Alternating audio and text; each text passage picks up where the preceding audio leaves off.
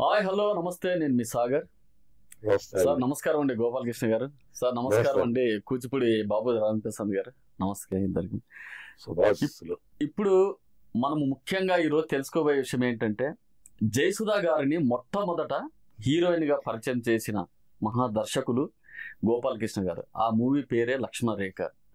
ఆ మూవీ ఈ రోజుకి 50 సంవత్సరాలు పూర్తి చేసుకున్నది. అది ఒక ఎత్తు అయితే, జయసుధా గారిని మొట్టమొదటిసారి హీరోయిన్ గా పరిచయం చేసిన దర్శకులు గోపాలకృష్ణ గారు. సార్ నమస్కారం గోపాలకృష్ణ గారు. సార్ మీది సినీ ప్రయాణము ఎలా జరిగింది, మీ మాటల్లో చెప్పండి సార్. మాది కొత్తపేట అనే గ్రామం, తూర్పుగోదావరి జిల్లా. అక్కడే నా ఎడ్యుకేషన్ ప్రారంభమైంది. ఆ స్కూల్లో చదివే రోజుల్లోనే మాకు నాటకాల్లో వేసే అవకాశం వచ్చింది. మా హెడ్ మాస్టర్ వీడు గుమ్మడి గింజలో ఉన్నాడు, రాముడు వేషం అయింది వీడికి అన్నారు. నాకు రాముడు వేషం వేసాడు. డైలాగ్స్ ఏ ఉండేవి కాదు, ఊరికే బొమ్మలా నిలబడ్డా. అలాగే నాటకాల్లో వేయడం అనేది వాళ్ళంతటి వాళ్ళు నన్ను అడిగితే చేశాను. స్కూల్ ఎడ్యుకేషన్ అయిపోయిన తర్వాత కాలేజీ, రాజమండ్రి ఆర్ట్స్ కాలేజీలో నేను డిగ్రీ కోర్స్ చేశాను. అక్కడ చంద్రమోహన్ కూడా అదే హాస్టల్లో ఉండేవాడు. ఓహో, ఓకే ఓకే. రాజమండ్రి కాలేజీలోనే, అంటే క్లాస్మేట్స్ సార్. ఓకే. నాటకాలు ఇంట్రెస్ట్ ఇద్దరికి కూడా. నాకు హీరో వేషం వేయాలనే ఇంట్రెస్ట్ ఉండేది. అప్పట్లో హీరోయిన్ వేషం వేయడానికి ఎవరు ఉండేవారు కాదు, లేడీస్ ఎవరు ముందుకు వచ్చేవారు కాదు. అవునండి. అంచేత గోపాలకృష్ణ, మీరు హీరోయిన్ గా యాక్ట్ చేయండి. హీరోయిన్ గా యాక్ట్ చేసేవాళ్ళు ఎవరు లేరు కాబట్టి మీకే ఫస్ట్ ప్రైజ్ వస్తుంది. కాంపిటీషన్ లో మీకు మీరే, మా నాటకానికి ఒక ప్రైజ్ వచ్చిందని మేము సంతోషిస్తాం, వేయండి అని నన్ను ఎంకరేజ్ చేశాను. సరే యాక్టింగ్ కి ఏదైతే లేడీ వేషం వేయడానికి ఒప్పుకుని ఆ కాలేజీలోనే అమ్మాయి దగ్గరికి వెళ్ళి చేరాది సంపాదించి కట్టు యాక్ట్ చేశాను. వేదాంతం అని, అది కామెడీ ప్లే. దాంట్లో మెయిన్ హీరోయిన్ గా చాలా మంచి పేరు వచ్చింది. ఎవరు కదా కాంపిటీషన్, నేనే ఏం చేసినా నాకు బాగుంది, వచ్చింది నాకు. దాంతో చంద్రమోహన్, అరే నువ్వు బాగా యాక్ట్ చేస్తున్నావు, నువ్వు హీరోయిన్ గా యాక్ట్ చేస్తేనే హీరోయిన్ గా యాక్ట్ చేయాలి అని చంద్రమోహన్ అంటుండేవు. తర్వాత మీ ఇద్దరు హాస్టల్ కాలేజీ నాటకాలు వేస్తే మీ ఇద్దరం సమాజం అని నాటకాలు ఇద్దరు కలిసి యాక్ట్ చేశాం. హాస్టల్లో మీ ఇద్దరం యాక్టివ్ గా నాటకాలు చేసేవాళ్ళం అని అనిపించుకున్నాం. ఇలాగా నాకు సినిమా డ్రామాల మీద ఇంట్రెస్ట్ ఎక్కువైతే ఫ్రెండ్స్ అందరూ కలిసి ఏది గోపాలకృష్ణ డైలాగ్ చెప్పు అని అంటూ ఉండడం, చెప్పడం, బాగా చెబుతున్నావు, సినిమా హీరో అయిపోవచ్చు అని సరదాగా అందరూ ఎంకరేజ్ చేశారు. దాంతో నాకు పిచ్చి పట్టుకుంది, సినిమాలోకి వెళ్ళిపోవాలి, మనం నాటకాలు వేసాం కాబట్టి సినిమా యాక్టర్ అవ్వాలని చెప్పి మద్రాస్ రైలు. అప్పుడు 2 years 3 years డిగ్రీ కోర్స్ లో 2 years అయింది. 2 years అయితే నేను మా ఇంట్లో వాటితో చెప్పకుండానే మెడ్రాస్ వెళ్ళిపోయాను, రాజమండ్రి నుంచి. అక్కడ నాకేంటి, అడ్డాల నారాయణరావు గారిని మాకు దూరపు బంధువు, ఆయన కామెడీ యాక్టర్, రేలంగికి ముందు కామెడీ తరంలో పెద్ద యాక్టర్ ఆయన. తర్వాత సినిమాకి డైరెక్టర్ కూడా చేశాడు. ఆయన ఉన్నాడు, ఏదో హెల్ప్ చేసేస్తాడు మనకి అని అనుకుని వెళ్తే, ఆయన కూల్ గా ఏం సలహా ఇచ్చాడంటే, 2 ఏళ్ళు చేసావు, 3వ ఏడాది కూడా బిఎస్సి చేసేయి, తర్వాత రాను నేను చెప్తాను నీకు అన్నాడు. కరెక్ట్. ముందర కెరీర్ లో ఒక డిగ్రీ అంటూ ఉండాలి, తర్వాత నువ్వు ఎలా ఉంటావు, ఏం చేస్తావు, ఏ కెరీర్ ఉంటుంది. ఓకే అని 3వ ఏడాది కూడా చదివేసి మళ్ళీ వచ్చేస్తే అప్పుడు గోపాలకృష్ణ, సినిమా ఇండస్ట్రీ చాలా కష్టమైంది, నేను చాలా అనుభవంతో చెప్తున్నాను, నువ్వు ఇండస్ట్రీకి రాకపోవడం చాలా మంచిది, నీ కెరీర్ కి డిగ్రీ పాస్ అయ్యి మంచి ఉద్యోగం చూసుకో. లేదు సార్, నేను ఇండస్ట్రీలో ఉండాలి అని పట్టుబట్టి, సరే నువ్వు ఉండాలంటున్నావు కాబట్టి ఇంక సలహా చెబుతాను, హీరో అయిపోవాలని అనుకోకు, ఇప్పుడు చాలా కష్టం. హీరో అవ్వాలంటే చాలా బ్యాక్గ్రౌండ్ కావాలి, సపోర్ట్ కావాలి. అప్పట్లోనే ఉంది సార్ ఇది. అంచేత నువ్వు టెక్నికల్ గా బిఏ పాస్ అయిన వాళ్ళు ఎవరు లేరు ఇప్పుడు సినిమా ఇండస్ట్రీలో. టెక్నికల్ గా కెమెరా, ఎడిటింగ్, డైరెక్షన్, ఇంకోటి ఏది నీకు ఏది ఇష్టమో చెప్పు, దాంట్లో నీకు ట్రైనింగ్ ఎట్లా ఛాన్స్ ఇస్తాను. మంచి సలహా నాది. తర్వాత నువ్వు హీరో అవుతావు, డైరెక్టర్ అవుతావు అని తెలియదు ఏం జరుగుతుందో అని అంటే, సరే సార్ అయితే నాకు డైరెక్షన్ ఇష్టం. అయితే వెరీ గుడ్. డైరెక్టర్ గా కాపీ చాణక్య గారని రోజులు మారాయని పెద్ద డైరెక్టర్ అయిన, సారథి స్టూడియోస్ లో డైరెక్టర్ అయిన ఆయన మెడ్రాస్ వచ్చాడు. అబ్బాయి ఆయన డైరెక్టర్, ఆయన నాకు బాగా తెలుసు. ఆయనకి ఇక్కడ అసిస్టెంట్ లో ఎవరు లేరు, ఆయన అక్కడి నుంచి వస్తున్నాడు కాబట్టి అంచేత ఆయన దగ్గర అసిస్టెంట్ గా నేర్చుకోవడానికి నేను రికమెండ్ చేస్తాను అని ఆయన దగ్గరికి తీసుకెళ్ళి, ఇలా మా వాడండి మీతో పరిచయం చేస్తే ఓకే. ఆయన దగ్గర వాళ్ళు అసిస్టెంట్లు ఉన్నారు. అయినా నన్ను అప్రెంటిస్ గా జీతం లేకుండా వచ్చి నేర్చుకోపో అనే ఛాన్స్ ఇచ్చారు.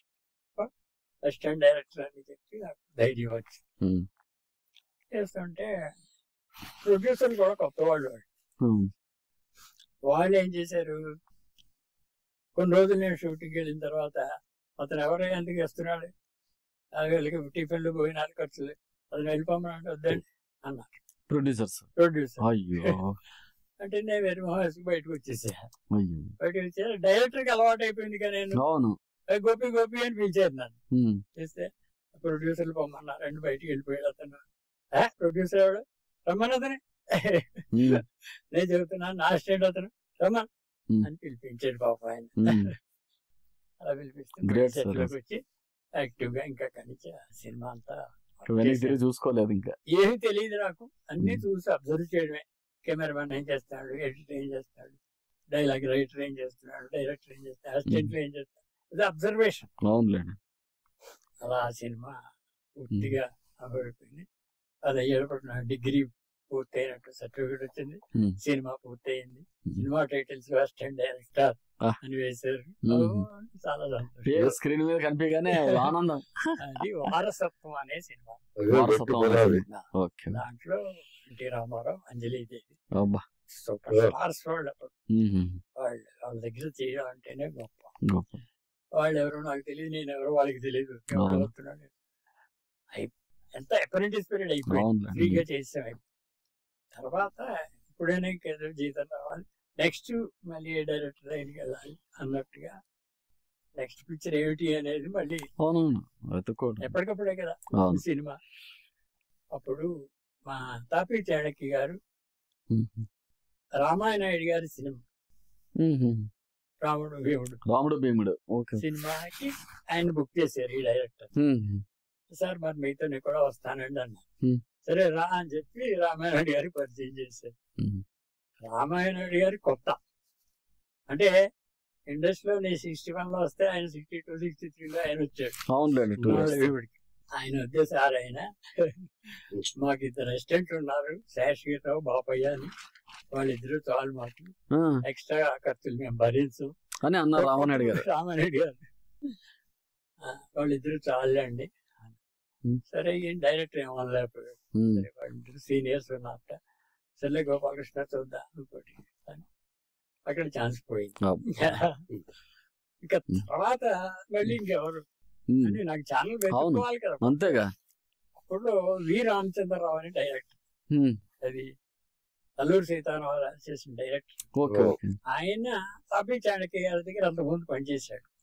సో మా డైరెక్టర్ దగ్గర పనిచేసిన గోపాలకృష్ణ ఒక పిక్చర్ చేసాడు, ఆయనతో ఇప్పుడు ఖాళీగా ఉన్నాడు అని చెప్పి ఆయన వి మధుసూదన్ రావు దగ్గర అసిస్టెంట్ గా పనిచేస్తున్నాడు. చేస్తుంటే నా దగ్గరికి రా, అసిస్టెంట్ గా ఆ కంపెనీలో పెట్టిస్తాను, సూపర్ బాగుంది అని ఆయనతో వెళ్ళిపోయా. అప్పుడు వీరాభిమన్యు సినిమా జరుగుతుంది. శోభన్ బాబు గారు హీరో, కొత్త అలాగే కొత్త వాడు అప్పటికి. దాంట్లో ఎన్టీ రామారావు డబుల్ వర్షన్, జెమిని గణేషన్, తమిళ తెలుగు సెట్లు. అసలు అనుభవం చెప్పలేను. అలాంటి అనుభవం జీవితంలో అది ఒకటే సినిమా చేసాను, అలాంటి అనుభవం సంపాదించి. మొత్తం అంతా అవుట్డోర్స్ ఉండే అన్ని సెట్ లోనే, వాహిని స్టూడియోలో మొత్తం గుర్రాలు, ఏనుగులు అన్ని ఏదొచ్చినా సెట్ లోనే. అలాగా పెద్ద పిక్చర్ అది. ఎన్టీ రామారావు కృష్ణుడు, అది ఒక్కొక్క షాట్ తీయడానికి ఒక్కొక్క రోజు పెట్టేది. టెస్ట్ చూసి ల్యాబ్ లో బాగా వచ్చిందంటే టేక్ చేసేవారు. అలాగా శోభన్ బాబు హీరోగా మొదటి సినిమా ఇది. ఆల్మోస్ట్ అంతకుముందే చేశాడు కానీ రికగ్నిషన్ లేదు. దీంతోనే రికగ్నైజ్ అయ్యాడు. తెలుగులో ఇతను యాక్ట్ చేశాడు, తమిళ్లో ఏబిఎం రాజన్ అని ఒక యాక్ట్ చేసేవాడు. కాంచన ఏమో కొత్త, కాంచన కూడా కొత్త. కాంచన హీరోయిన్. మధుసూదన్ రావు చాలా కోపం మనిషికి, బాగా జయించాలి కొత్త వాళ్ళు లేదని చెప్పి బాగా కేకలేసేవాడు, తిట్టి కొట్టినంత పని చేసేవాడు. దాంతో వీళ్ళు బెదిరిపోయి బాబు మాకు సినిమాలు వద్దు వెళ్ళిపోతాం అనేవారు. అంటే మా దగ్గర కూర్చుంటే మేము ఓదార్చి వాళ్ళని బాధపడకండి బాగా రావాలని చెప్తున్నాడు ఆయన, మా దగ్గర వచ్చి డైలాగ్స్ నేర్చుకుని చేస్తూ ఉండేవాడు. అలా వీరాభిమన్యు అయిపోయిన తర్వాత నెక్స్ట్ ఇంక మధుసూదన్ రావుతో టచ్ ఎక్కువైంది. తర్వాత ఆస్తిపరులు, జగపతి వాళ్ళది ఆస్తిపరులు, జగపతి బాబు వాళ్ళ నాన్నగారు. ఆ సినిమాకి నన్ను ఆయనతో పాటు తీసుకెళ్ళాడు. జగపతి రాజేంద్ర ప్రసాద్ గారి పరిచయం చేసి మా అసిస్టెంట్. ఎంత ఇచ్చారు వీరాభిమన్యులో నీకు అని అడిగారు. నిజాయితీగా 100 రూపాయలు ఇచ్చారండి అని చెప్పా. వాళ్ళు ఇచ్చింది అంతే. అయితే 125 తీసుకో అన్నారు. జీతం 125 ఆస్తిపరులకి. సరే ఎంత ఎంత ఇచ్చారు పని దొరకాలి, ఇష్టమైన వర్క్ అని. అలాగే మధుసూదన్ రావుతో చాలా సినిమాలు చేశాను. మంచి కుటుంబం, అది కూడా సారథి స్టూడియో, అది కూడా మంచి సినిమా. లక్ష్మీ నివాస్, మంచి సినిమాలు చేశాను. దాంతో మంచి మధుసూదన్ రావుతో ఆయన టెక్నిక్, ఆయన ట్యాక్లింగ్, ఆయన డైరెక్షన్ అన్నిట్లో బాగా నేర్చుకున్నది ఆయన దగ్గరే. నేను మధుసూదన్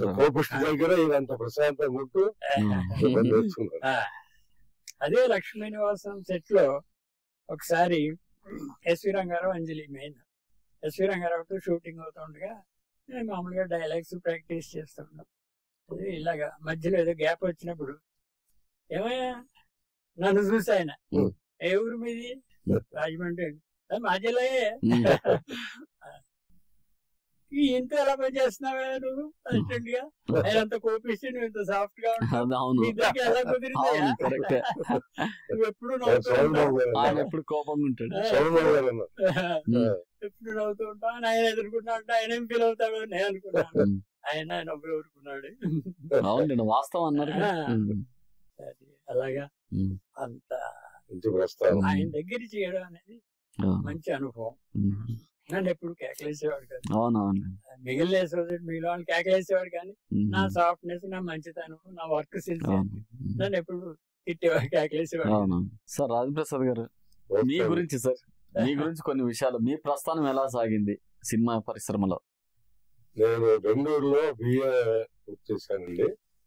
స్వగ్రామం నిమ్మకూరు దగ్గర ఎలకొల్లు, మా ఊరు గనకాను దేశోద్ధార నాగేశ్వర పంతులు గారు జన్మస్థానం. ఇక్కడ నుంచి నేను మా నాన్నగారు రాయచూరు దగ్గర మానేరు పొలాలు స్థిరపడటం, నా కాలేజీ వ్యాసం బెంగళూరు పూర్తయింది. అయితే డే టైమ్ లో సబ్ రిజిస్ట్రార్ గా జాబ్ చేసేవాడిని. పొద్దున్న 7 నుంచి 1 గంట వరకే సబ్ రిజిస్ట్రార్ జనన మరణ లెక్కలు రాయటం, అది కరెక్టా కాదు చెకప్ చేసుకుంటాను. బెంగళూరు కాస్మోపాలిటన్ అన్ని భాషలు సినిమాలు వస్తుంటాయి. నేను మధ్యాహ్నం నుంచి ఈ థియేటర్ లో ఏ సినిమా ఉందని అన్ని భాష, తెలుగు, కన్నడ, మలయాళం, హిందీ అన్ని చూసాను. ఆ సినిమాలు చూసి నేను నాటకాలు తయారు చేసి college, Bengaluru college Visvesvaraya science arts కాలేజీలో నాటకాలు ఆడుతూ దర్శకత్వం కూడా చేసిన రోజులు.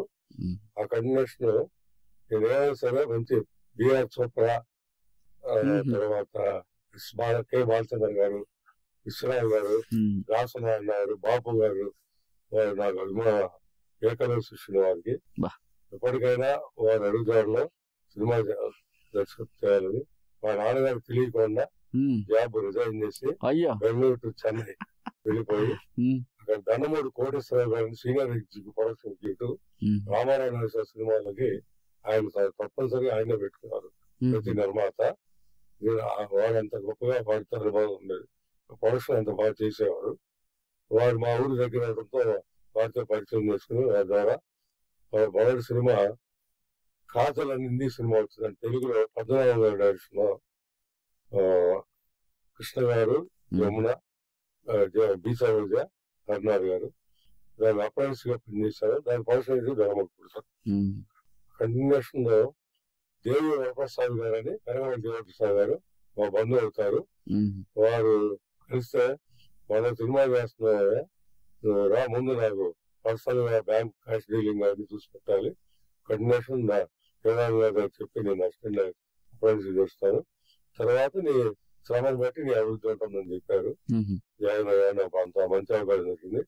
దానికి యోగానంద గారు గురువు, వీరు మన ఎన్ గోపాలకృష్ణ గారు అప్పుడు కో డైరెక్టర్ అయిన 11 గారిని సహకార దర్శకులు.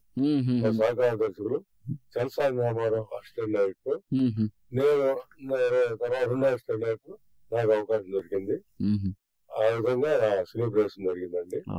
దాని కంటిన్యూషన్ లో డైరెక్టర్ పి సాంబశివరావు గారు మా తరుమూరు కోసం బాగా పరిచయం. ఆయన ద్వారా వారి దగ్గర అమ్మాయిలు జాగ్రత్త, అది కూడా బాలచంద్ర గారు సమర్థ తమిళ్ టు తెలుగు రీమేక్, అక్కడ వారి దగ్గర సినిమా చేశాను అసోసియేట్ గా. దాని కంటిన్యూషన్ మళ్ళీ ఈ లోపు మన గురుగారు గోపాలకృష్ణ గారు లక్ష్మణ్ రేఖ సినిమాకి పనిచేస్తాను తెలిసి వారి దగ్గరికి వెళ్ళాను. నేనే కౌంట్ చేద్దాం అనుకున్నాను. రండి తప్పనిసరిగా స్టాప్ ఉన్నా కూడా మీరు కూడా నా శిష్యులే అంటూ నాకు మంచి అవకాశం ఇచ్చారు. ఆ విధంగా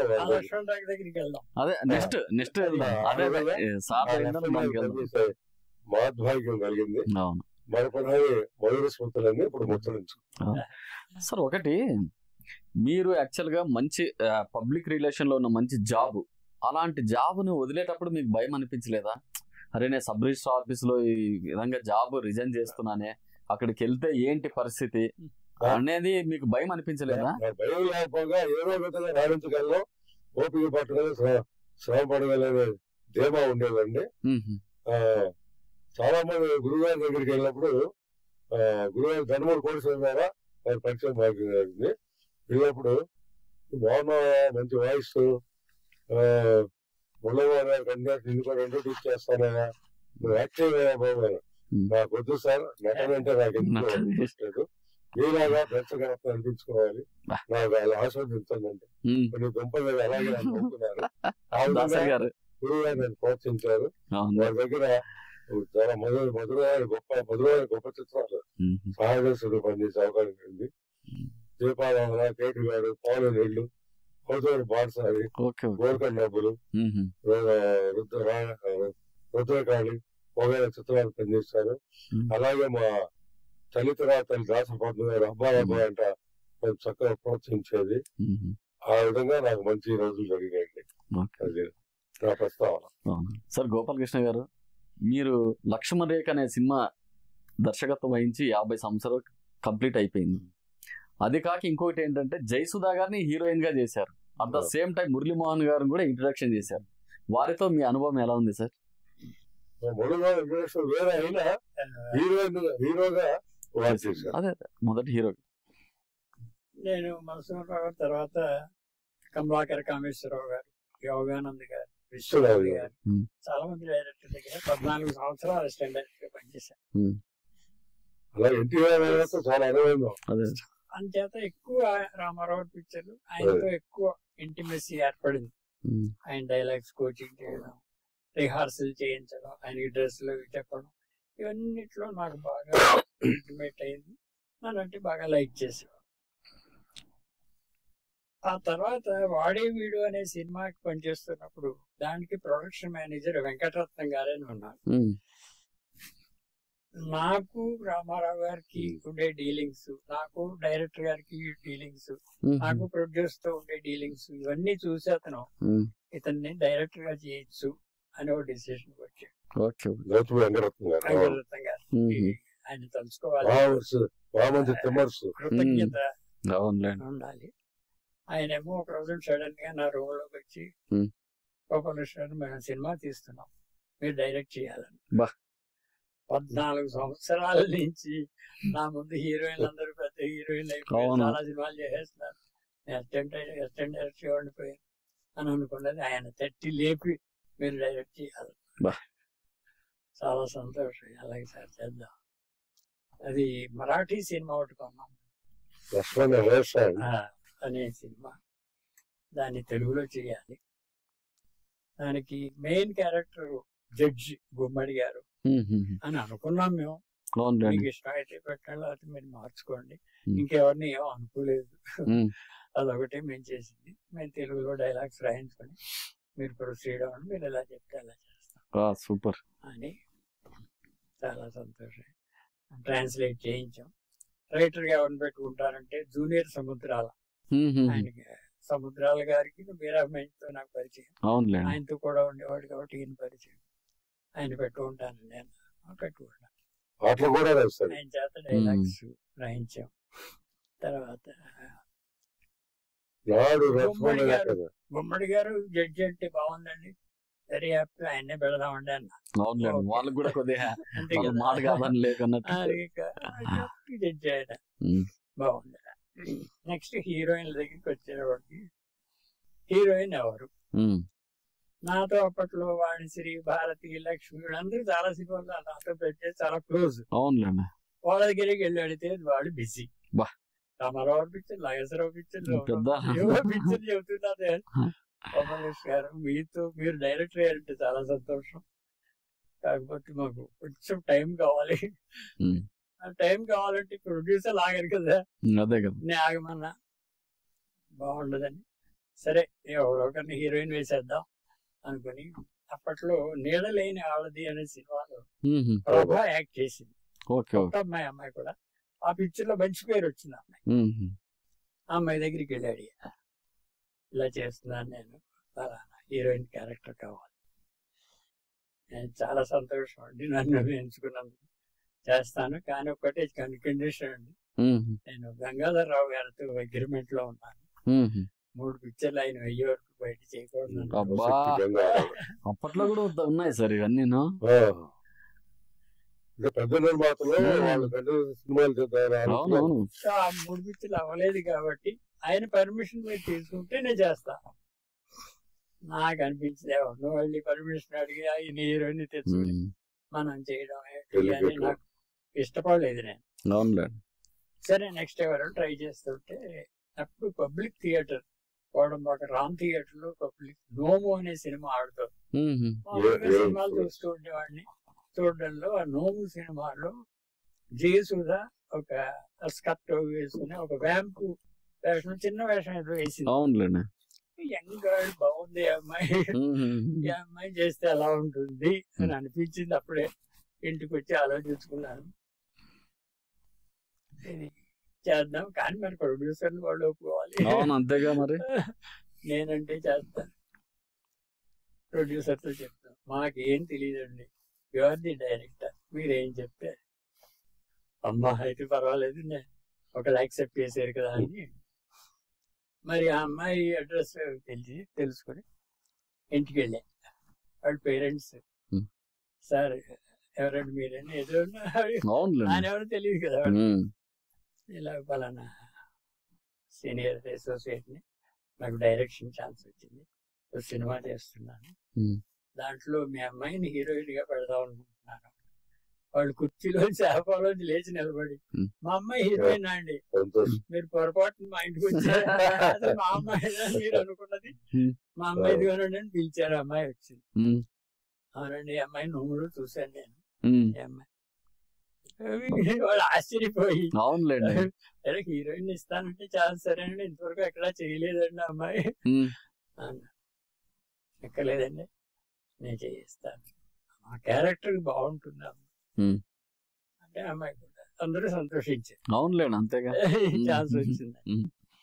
సరే ఇది రేపు పొద్దున్న విజయ గార్డెన్ లో రికార్డింగ్ ఉంది మా సినిమాది, అక్కడికి తీసుకొస్తే మా ప్రొడ్యూసర్ కి డైరెక్టర్ గుమ్మడి గారు అందరూ వస్తారు, అందరికి చూపిస్తాను, పరిచయం చేస్తాను, రండి తీసుకున్నాను.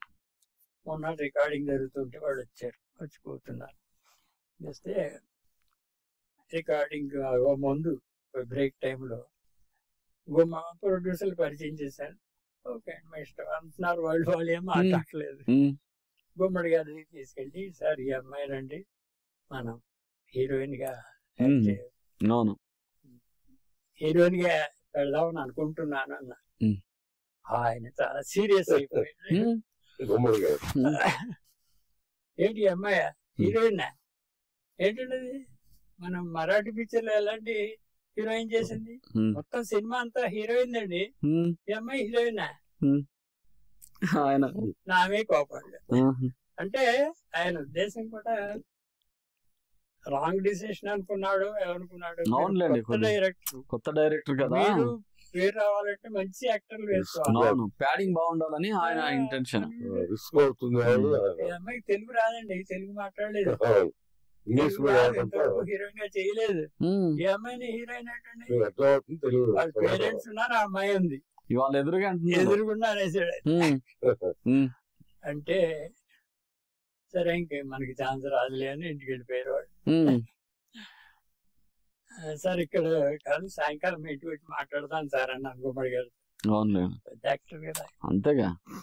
సాయంకాలం ఇంటికి వెళ్ళి, ఏంటి గోపాలకృష్ణ ఏమన్నా అనుకున్నారని అన్నదాన్ని. లేదు సార్, మీకు చెప్పడం బాగానే ఉంది, కాకపోతే నాకు ప్రాబ్లం ఏంటంటే మా రెగ్యులర్ హీరోయిన్ అందరూ నాకు తెలిసిన వాళ్ళు అడిగితే ఖాళీ లేదన్నారు ఒక పాయింట్. తర్వాత ఏదో వాణిశ్రీనో ఎవరు ఉద్యమం వేసి అమాయకురాలు తండ్రి మాట కాదని గడప దాటి వెళ్ళిపోయి ప్రేమించింది అనే క్యారెక్టర్ కంటే ఒక కొత్త అమ్మాయి అయితే, కొత్త అమ్మాయి అయితే తెలియక తప్పటడుగేసింది అనే ఫీలింగ్ వస్తుందని కొత్త అమ్మాయి పెడదాం అనుకున్నాను. మరి తెలుగు రాదు కదండి అమ్మాయికి అన్నారు. తెలుగు రాకపోతే తెలుగు నేర్పిస్తానండి, నేను డ్రామా యాక్టర్ని, నేను నేర్పిస్తాను అమ్మాయికి, చేయిస్తాను కదా మీ చేత. ఆయన ఏమో డైరెక్టర్ నేను కాదని అంటున్నాను అనుకోకండి, సరే మీ ఇష్టం చేయండి, యాక్సెప్ట్ చేసాడు ఆయన. అప్పుడు ధైర్యం వచ్చింది.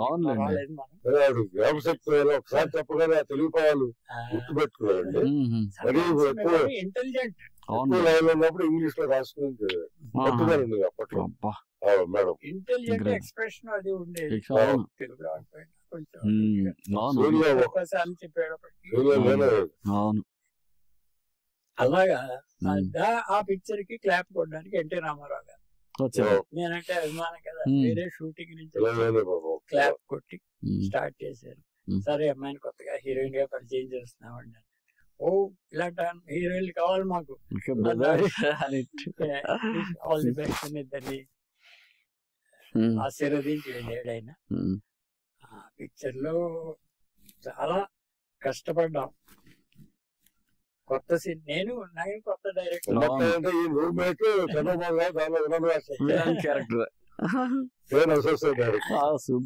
Hero come villain character. వాడేమో నేను హీరో ఇవ్వాలని రంగులు చేస్తుంటే నన్ను విలన్ ఏమంటావు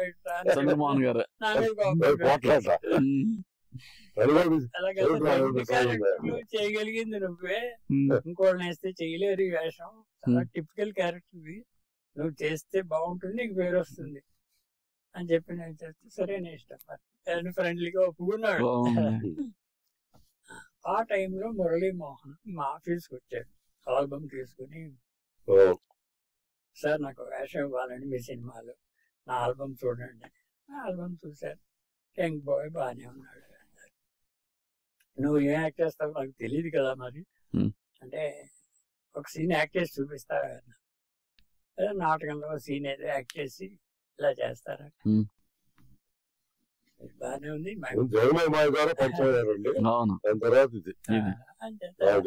అంతకుముందు ట్రయల్స్ లో ఉన్నాడు పాప, చేశాడు.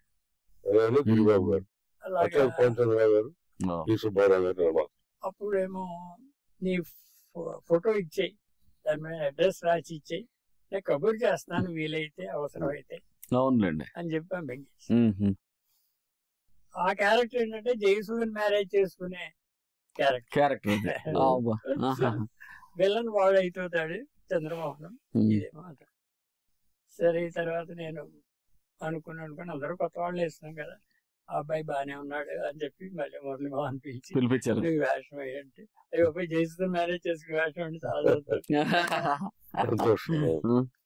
అప్పట్లోనే ఇతను క్రాంతికి వారు వాళ్ళతో పరిచయం, వాళ్ళ సినిమాల్లో చేస్తాడు కాబట్టి వాళ్ళతో చెప్పాడు. కొత్త అమ్మాయి గోపాలకృష్ణ డైరెక్టర్ ఛాన్స్ ఇచ్చారు, ఆ పిక్చర్ చాలా బాగుంది ఆ అమ్మాయి, యాక్చువల్లీ మనకి హీరోయిన్ కావాలి కదా అని చెప్పి అంటే వాళ్ళకి ఆయన దగ్గరికి వెళ్ళి ఆయన అడిగి ఆల్బమ్ అది తీసుకొస్తే మనం చూద్దాం అంటే మురళీమోహన్ నా దగ్గరికి వచ్చి సరే ఆ అమ్మాయిని వాళ్ళు కూడా హీరోయిన్ గా పెడదాం, సూపర్, మీ ఆల్బమ్ తీసుకెళ్లి చూపిస్తాను వాళ్ళకి, మీరు పర్మిషన్ ఇస్తే అన్నాడు. మంచిదే కదా, ఛాన్స్ వస్తే రాని అమ్మాయికి అనుకుని ఆల్బమ్ తీసుకెళ్ళి వాళ్ళకి చూపిస్తే వాళ్ళు ఇంప్రెస్ అయ్యారు. ఇతను కూడా చెప్పాడు అమ్మాయి సీన్ బాగా చేస్తుందని, అది చెప్పాడు. అంత వాళ్ళు బుక్ చేశారు. వెంటనే హీరోయిన్ కో హీరోయిన్ 2 పిక్చర్స్ కూడా మంచి పేరు వచ్చింది. దృష్టం ఏంటంటే నేను గర్వపడే విషయం ఈనాటికి సినిమాలో ఒక heroine establish heroine, top heroine అయింది. నాకు సావిత్రి, వాణిశ్రీ తర్వాత జయసుదంటే సహజ నటి సహజ నటి అంటారు. సో ఆ విధంగా పిక్చర్ పూర్తి చేసిన తర్వాత మంచి పేరు వచ్చింది, వ్యాపారత్వం కూడా బాగా ఆడిందండి. అస్సలు అప్పట్లో బయర్స్ లేరండి సినిమాకి. కాకినాడ నుంచి ఒక ఎగ్జిబిటర్ ఒక ఆయన వచ్చాడు. ఎగ్జిబిటర్ వచ్చి మీ సినిమా చూస్తాను సార్ అన్న. 6 ఏళ్ళేనయ్యా చూసింది, ఇంకా ఉంది ఇదంతా అయిన తర్వాత చూద్దిగా ఇప్పుడు కాదు. అలా కాదు సార్ చూడండి, నేను జిల్లా కొనుక్కోవాలి, నాకు థియేటర్ ఉందండి, జిల్లా కొనుక్కుందామని వచ్చానండి. సరే ఏదో అడుగుతున్నాడు చూడమని, ఏమవుతుందని చూడమని. ఆ సినిమా 6 ఏళ్ళు చూసి సార్ ఆంధ్రప్రదేశ్ అంతా నాకు కావాలన్నారు. ఇదెక్కడ 6 ఏళ్ళు చూసి నేను కొత్త డైరెక్టర్ని, అమ్మాయి కొత్త హీరోయిన్, చాలా బాగుంది సార్, ఈ పిక్చర్ హిట్ అవుతుంది సార్. సరే నీకు ఒకటే థియేటర్ ఉంది, మరి ఆంధ్రాలో ఎన్ని డిస్ట్రిక్ట్స్ లో మిగిలిన ఎక్కడి నుంచి తెస్తావు థియేటర్ అన్నా. సార్ మిగిలిన థియేటర్లు అన్ని చూడడానికి తారక రామ వాళ్ళకి డిస్ట్రిబ్యూషన్ ఇస్తానండి, వాళ్ళు చూసుకుంటారు అవన్నీ. సూపర్, పెద్ద ధైర్యం వచ్చింది అనమాట. 6 ఏళ్ళు అయిన తర్వాత ఆ సినిమా అవుతుందో అవదు, డబ్బు ఉందో లేదో ప్రొడ్యూసర్ అనే పరిస్థితిలో వాడు 7 జిల్లాలు కొనడానికి రెడీ అయిపోయి 3,75,000 అంత మొత్తం ఇచ్చేస్తానండి మీరు చేసేయండి అన్నాడు. అమ్మో ఇదేదో కూడా హ్యాపీగా ఫుల్ హ్యాపీ. ఇంకా అదే స్టేజ్ లో జయసుధ సార్ ఈ సినిమాని బాలచంద్ర గారికి చూపిద్దామండి, నాకు ఏదైనా ఛాన్స్ ఇస్తారు ఆయన, బాలచంద్ర గారికి ఈ సినిమా చూపించాలి. మీరందరూ ఇలా పట్టుబడుతున్నారేంటి, 6 ఏళ్ళు చూపిస్తే ఎవరికి అర్థం అవుతుంది ఇది, అసలు ఈ కథ తెలిసేది నువ్వేమిటి నేనేమిటి తెలియాలి కదా, మొత్తం అయిన తర్వాత చూపిద్దామంటే సార్ బతిమాలింది. సరే చూపిద్దామని చెప్పి ఆయన పెద్ద డైరెక్టర్ చూస్తే మంచిదే కదా నేను అనుకున్నా. మా ఖర్చులు పెట్టి ఆయన థియేటర్ చూపిస్తే బయటకు వచ్చి చాలా హ్యాపీ ఫీల్ అయ్యాడు. బాలచంద్ర గారు చాలా బాగా చేశారు, చాలా బాగుంది, ఆ అమ్మాయి చేత బాగా చేయించారు. 6 ఏళ్లలోనే తెలిసింది మాకు ఈ పిక్చర్ సక్సెస్ అవుతుందండి, ఆ అమ్మాయికి నేను ఛాన్స్ ఇస్తానని చెప్పి వెళ్ళిపోయాడు. బాగుంది. అలాగే రామానాయుడు గారికి చూపిద్దామండి, అవునులేండి ఆమె ఇంటెన్షన్, పైకి రావాలని ఇంట్రెస్ట్. అవును అంతేగా, అందరి విషయంలోనే ఇదే అనుకుంటూ ఉండేవాడిని. దాన్ని అంత బలవంత పెట్టి అమ్మాయి అడుగుతుంది కదా, వచ్చేదాన్ని పోగొట్టుకోవడం అవునులేండి అవకాశం అని రామానాయుడు గారిని తీసుకుంటాను. నాకు అప్పట్లో ఒక ఆశ కూడా ఉంది, నైజాంకి ఆయన డిస్ట్రిబ్యూటర్ తీసుకుంటాడేమో చూసిన తర్వాత, బాగుందంటే తీసుకుంటాడు కదా అని కూడా మనసులో అనుకుని చూపించారు. చూపిస్తే బాగా చేశారు గోపాల్, అమ్మాయి చేత బాగా చేయించారు. సోహన్ బాబుతో సోగ్గాడ్ అనే సినిమా తీస్తున్నాను, దాంట్లో సెకండ్ హీరోయిన్ పెడతాను డిసైడ్ చేసి. బాగుంది. అలాగా సోగ్గాడ్ సోహన్ బాబు పక్కనే యాక్ట్ చేయడానికి బుక్ చేశారు. బా. ఇలాగా మా సినిమా టైంలోనే ఇన్ని ఛాన్సులు వచ్చేసి చాలా వచ్చాయి హీరోయిన్స్. అదృష్టం నా అదృష్టం ఉంది అనుకున్నా. అంతేగా మన క్యాండిడేట్ కి ఎంకరేజింగ్ గా ఉంటుంది. Picture super duper. విశ్వనాథ్ గారు, యోగానంద్ గారు అందరూ కూడా ప్రివ్యూ చూశారు. చాలా బాగా చేసావు గోపాలకృష్ణ, మంచి సినిమా ఇది అన్నా. రిలీజ్ కి విజయవాడ వెళ్ళారు.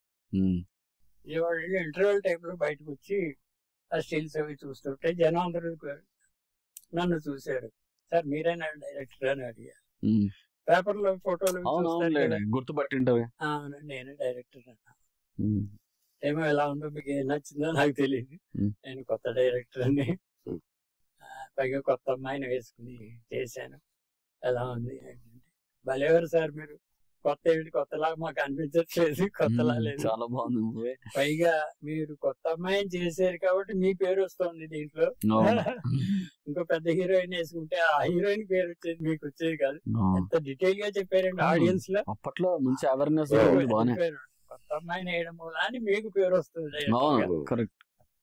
చాలా సంతోషం.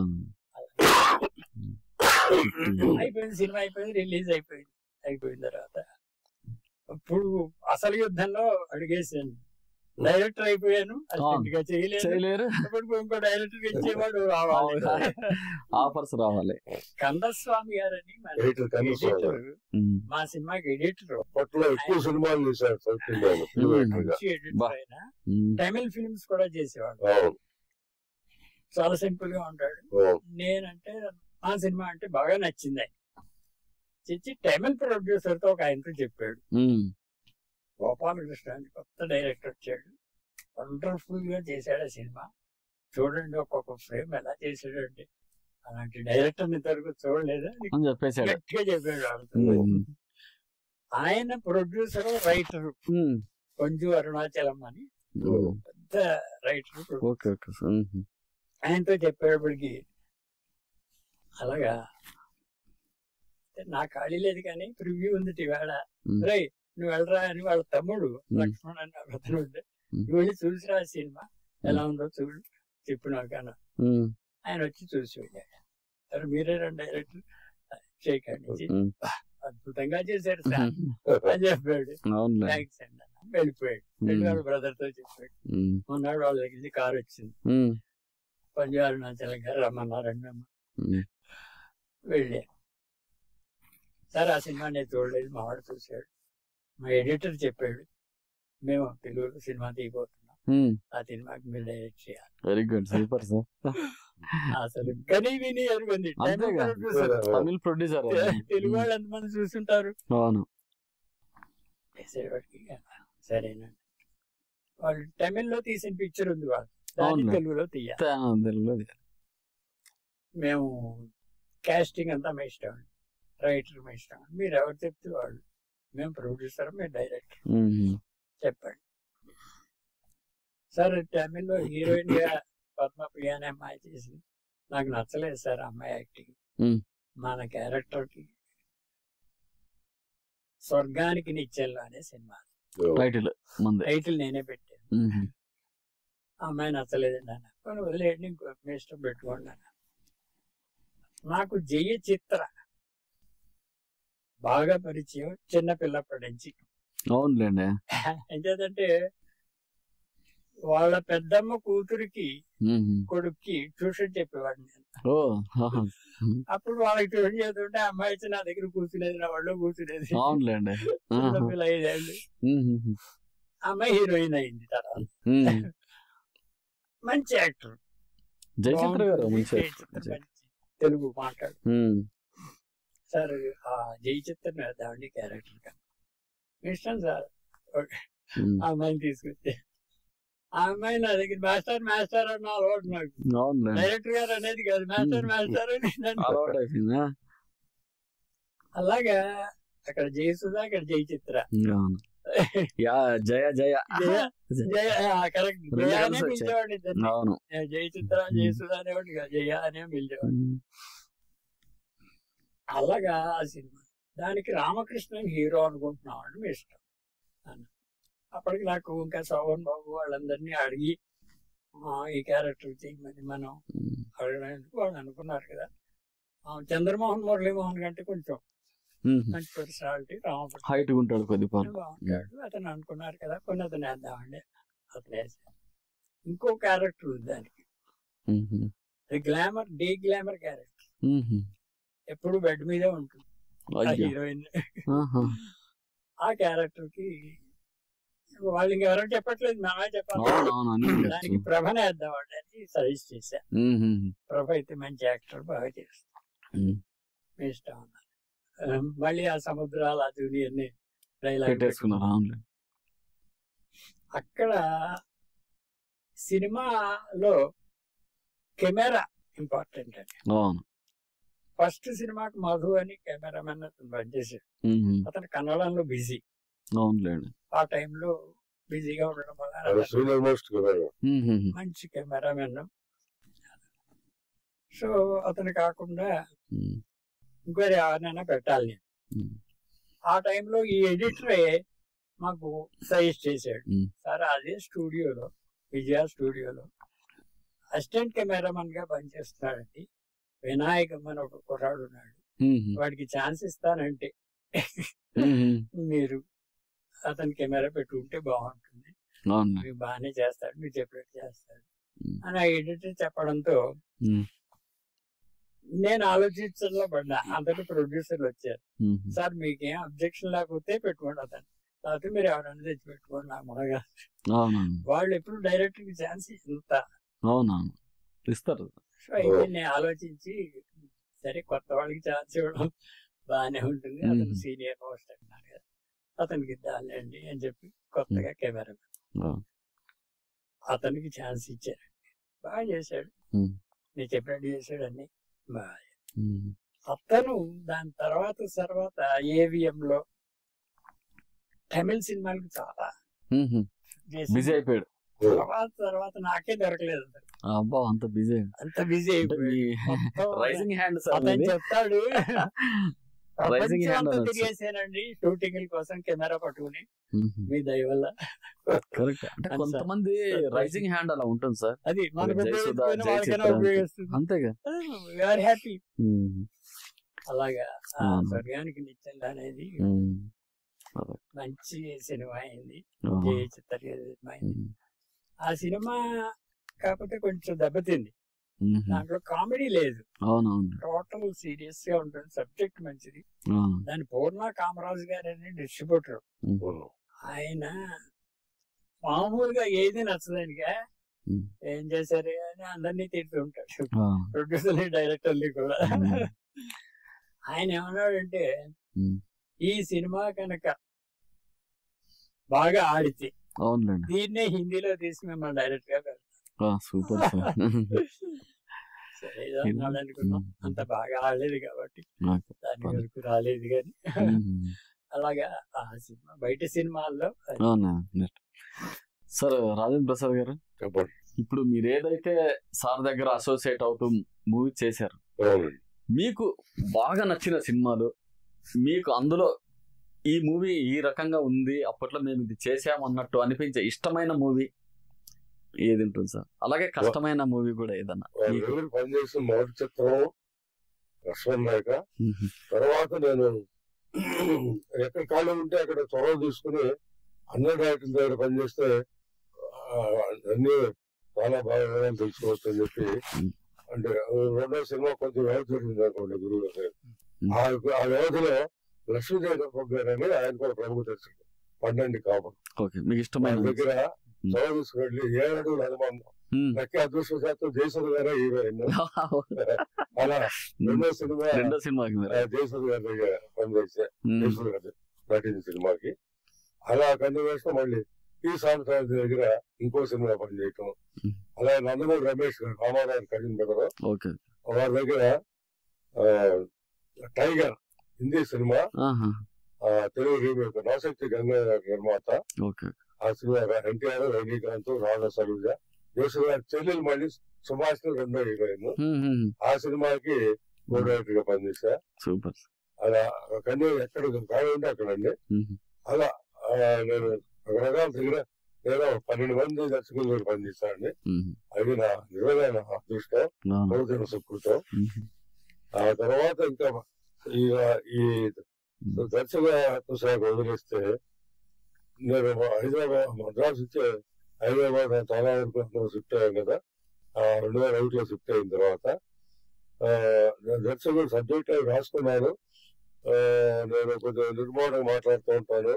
ఇలా తక్కువ చెప్పాలంటే సినిమా అవకాశాలు దర్శక శాఖలో అవకాశాలు రావట్లేదు. నేను పైన దర్శకులు కూడా కొంచెం గ్యాప్ దొరికింది.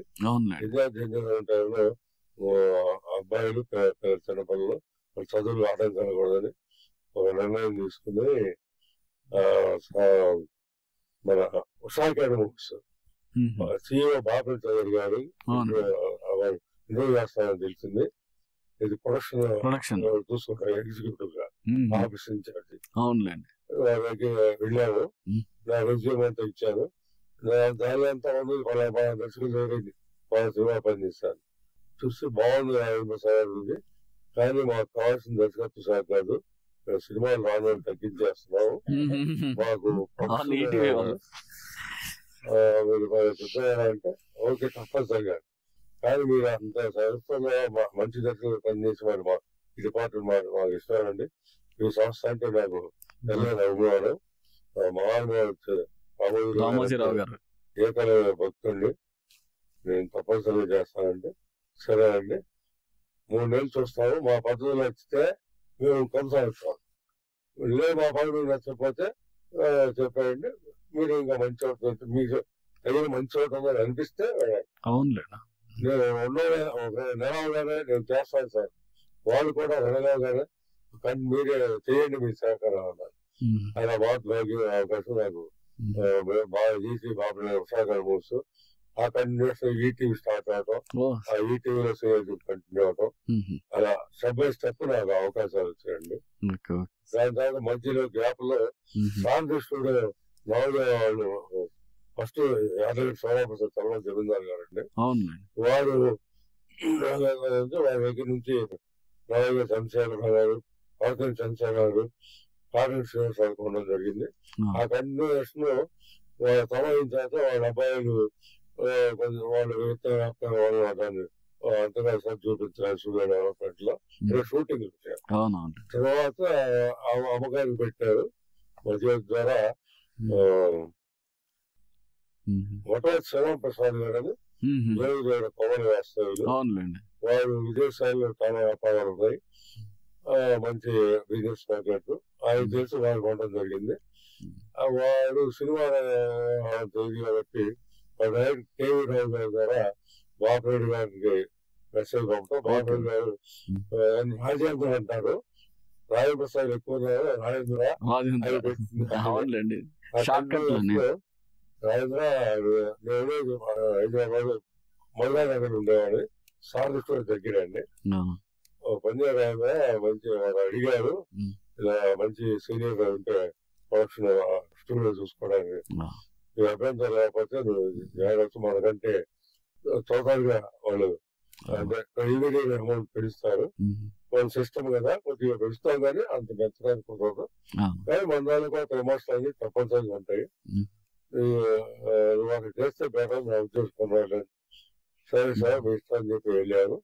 నేను వాళ్ళ ఇంటర్వ్యూ సెలెక్ట్ అయ్యారు. అది 12 సంవత్సరాలు సాంస్కృతిలో సీనియర్ జర్నల్ పనిచేశాను. అదొక గొప్ప అవకాశం. అంటే ఈటీవీ నుండి మధ్యలో బాబు గారి సలహాలు వాళ్ళు బాబు గారు అడిగారు కాబట్టి పంపించారు. కోరుతూ సాంస్కృతిక కంటిన్యూషన్ లో రిటైర్ అయిన తర్వాత రిటైర్ కూడా 60 కాకుండా అంతా వచ్చి 65 ఏళ్ళ తర్వాత కొంచెం ఇబ్బందులు ఉంటాయి సార్ కదా. రామోజీరావు గారు మీకు ఆల్రెడీ ఇష్టడైన వ్యక్తి అని చెప్పారు. వాళ్ళ అబ్బాయి సుమన్ గారితో మీ అటాచ్మెంట్ ఎలా ఉండేది సార్? సుమన్ రామోజీరావు గారు అబ్బాయి సుమన్ కానీ మద్రాస్ ఉషాగర్ మూవీస్ బ్రాంచ్ ఆఫీస్ ఉన్నప్పుడు అక్కడ చేరారండి. ముందు దాని కంటిన్యూషన్ ప్రమోషన్ లో 2001లో ఇక్కడ రావడం జరిగింది హైదరాబాద్. అక్కడ సుమన్ బాబు అప్పుడు రాముడు ఫిలిమ్స్లో ఇంకా రికార్డింగ్ స్టూడియో అవన్నీ పెడతారని ప్రాక్టికల్ గా టైం పడుతుందని చెప్పి అక్కడ రికార్డింగ్ వచ్చేవారు. అంతరంగాలు సీరియల్ సీరియల్ అదేనండి, శరత్ బాబు గారు మెయిన్. అక్కడ రికార్డింగ్ వస్తూ ఉన్నారు. అప్పుడు నేను అక్కడ ఇన్ఛార్జ్ కాబట్టి నేను వారిని రిసీవ్ చేసుకోవడం, ఆ గెస్ట్ హౌస్ అన్ని వారి సొంతం అండి మద్రాసు లో. వారితో అలా పరిచయం జరిగింది. అలా మద్రాసు వచ్చినప్పుడల్లా వారితో నేను పరిచయం పెరగటం, నన్ను నా పని వచ్చి నన్ను కూడా రాజేంద్ర గారు ఆయన వాడు బాబరి గారు అని చెప్పి చాలా అభిమానించేవారు. చిరునవ్వుతో ఎప్పుడు వచ్చినా రాజేంద్ర గారిని వస్తున్నామని చెప్పి మెసేజ్ పంపించేవారు.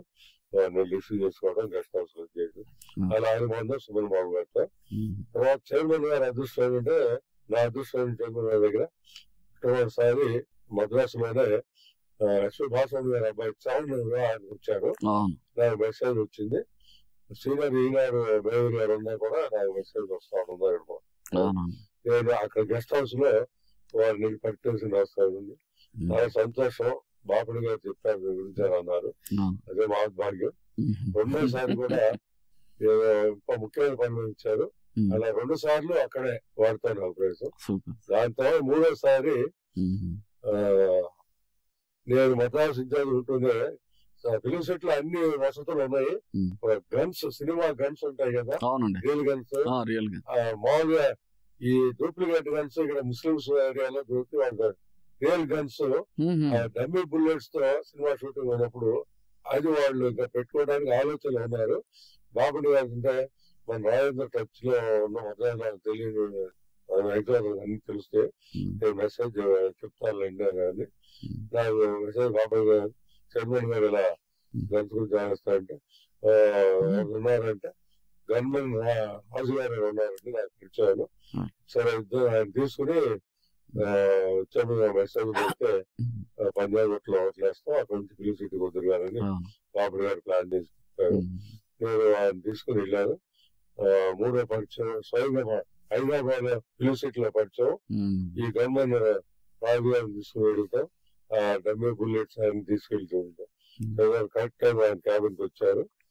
అలాగైనా నన్ను గుర్తుపట్టి బాగున్నారు రాజు అన్నారు. బాగున్నారు సార్, లాస్ ఫార్మాలిటీస్ అన్నారు.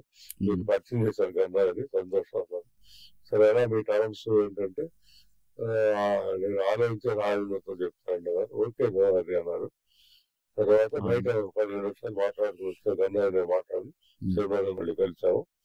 ఏం చెప్పండి అంటే, లేదు మన డైరెక్ట్ గా ఎవరట ఆయన్ని కూడా ఇక్కడ పెట్టుకుని షూటింగ్ ఉన్నప్పుడు ఇలా ఉంటారట, మిగతా టైం లేదండి. మన పాలసీ అలా ఉండదు రాజేంద్ర. సరే ఆయన ఇష్టం, ఓన్ టైం అన్నారు. అలా 3 సార్లు భవన్తో నాకు అవకాశం. సార్ గోపాలకృష్ణ గారు, మీకు రామారావు గారు అన్న అభిమానము, at the same time Nageswara Rao గారు అన్న అభిమానం. మీకు రామారావు గారితో ఎప్పుడన్నా షూటింగ్ లొకేషన్స్ లో ఆయనతో మీ అనుభవాలు ఎలా ఉండేవి? ఆయన మహానటుడు కదా, నందమూరి తారక రామారావు గారు అంటే ఒక లెజెండ్. ఆయన మీకు చూసినప్పుడు మీకు ఏమనిపించేది? నేను యాక్చువల్ గా స్వర్గానికి నిచ్చెన అయిన తర్వాత నెక్స్ట్ సినిమా ఏమిటని అనుకోవడంలో మొదటి సినిమా ప్రొడ్యూసర్ దగ్గరికి వెళ్ళా, లక్ష్మణ్ రాయ్ సినిమా. సార్ మీరు పిక్చర్ సక్సెస్ అయింది, మనం చేసాం కదా, మళ్ళీ ఇంకో సినిమా మేము ఎందుకు తీయకూడదు, ఎందుకు తీయలేదు అని అన్నా. గోపాలకృష్ణ గారు, నా బిజినెస్ వేరు, ట్రాన్స్పోర్ట్ బిజినెస్. నేను చిత్తూరులో ఉంటాను, మెడ్రాస్ రాను, సినిమా అంటే నాకు తెలియదు. అంచేత నేను మళ్ళీ దాంట్లోకి అడుగు పెట్టలేదు. అది సక్సెస్ అయిన మాట వాస్తవం, ఎంకరేజింగ్ మంచిదే. అంచేత నేను మళ్ళీ సినిమాకి రాలేదు. అయ్యో అలా కాదు సార్, మీరు సినిమా తీయాలి మళ్ళీ నా కోసం అన్నట్టు అని అంటే, అయితే ఒక పని చేద్దామండి, డబ్బు ఇస్తాను, నేను పెట్టుబడి పెడతాను. ప్రొడక్షన్ కానీ, షూటింగ్లు కానీ, సినిమా కానీ, కథ కానీ అవేవి నాకు తెలియవు. మీరు ఏం చెప్తే అది, డబ్బు మాత్రం పెట్టమంటే పెడతా, ఇంత బడ్జెట్ మీకు ఇచ్చేస్తా ఉండి ఇవన్నీ చూసుకోగలిగితే చేస్తాను. అలా అని ఆయన డబ్బు పెడతాడు కదా అని మీరు ఏదో చేస్తే నేను పోతాను. మీరు కూడా పార్ట్నర్ గా ఉంది, ఓకే వర్కింగ్ పార్ట్నర్ ఏదో బాధ్యత రెస్పాన్సిబిలిటీ లాగా చేసుకుంటే నేను చేయడానికి రెడీ అండి అన్నారు. షణ్ముగం చెట్టి తెలుసు. సో ఆయన చెప్పింది నాకు నచ్చింది. పైగా నాకు కూడా ఒక పార్ట్నర్ ప్రొడ్యూసర్ గా ఒక హోదా ఇస్తున్నాడు. నెక్స్ట్ పిక్చర్ కి ఒక ఛాన్స్ వస్తుందని సరే సార్ చేస్తానని ఒప్పుకున్నాను. మళ్ళీ దానికి కథ ఏమిటి, బ్యానర్ ఏంటి, ఇవన్నీ మళ్ళీ స్టార్ట్ మొదలైంది. కథ కోసం నేను ట్రై చేశాను. మంచి కథ ఏదైనా ఉంటే ఎవరైనా ఇలాంటి వాళ్ళతో చెప్తే మంచి కథ ఉంటే చెప్పండి, నేను సినిమా తీస్తున్నాను, నేనే ప్రొడ్యూసర్ అని చెప్పి. అప్పట్లో జంజాల యంగ్ రైటర్ వస్తున్నాడు. అతన్ని రైటర్ గా పెట్టుకుందాం అని అతను పిలిచి నీ దగ్గర కథ ఏమన్నా ఉంటే చెప్పు, నువ్వు రైటర్ కదా, నీ కథ ఉంటే నేను టేకప్ చేసి. నాకు అంత సెట్టా లేదండి, నీకు ఫ్రెండ్స్ ఇంకో రైటర్ ఎవరి దగ్గరైనా సరే మంచి కథ ఉంటే నాకు చెప్పు, దాన్ని సినిమా తీద్దాం అన్న. సరే సార్ ట్రై చేస్తాను. తర్వాత వచ్చి సార్ వాడు చెప్పిన కథలు నాకే నచ్చలేదండి, మీకు చెబితే తిడతారు అలాంటివి. ఏం లేదు సార్, మరి ఎలాగా నేను ఆలోచించా. అయితే నా దగ్గర ఒక కథ ఉంది, నేను దాన్ని నీతో చెప్పలేదు ఇంతవరకు. అవునులేండి, నా కథ తీయడం కాదు ఇంపార్టెంట్, సక్సెస్ఫుల్ కథ తీయాలి అని చేత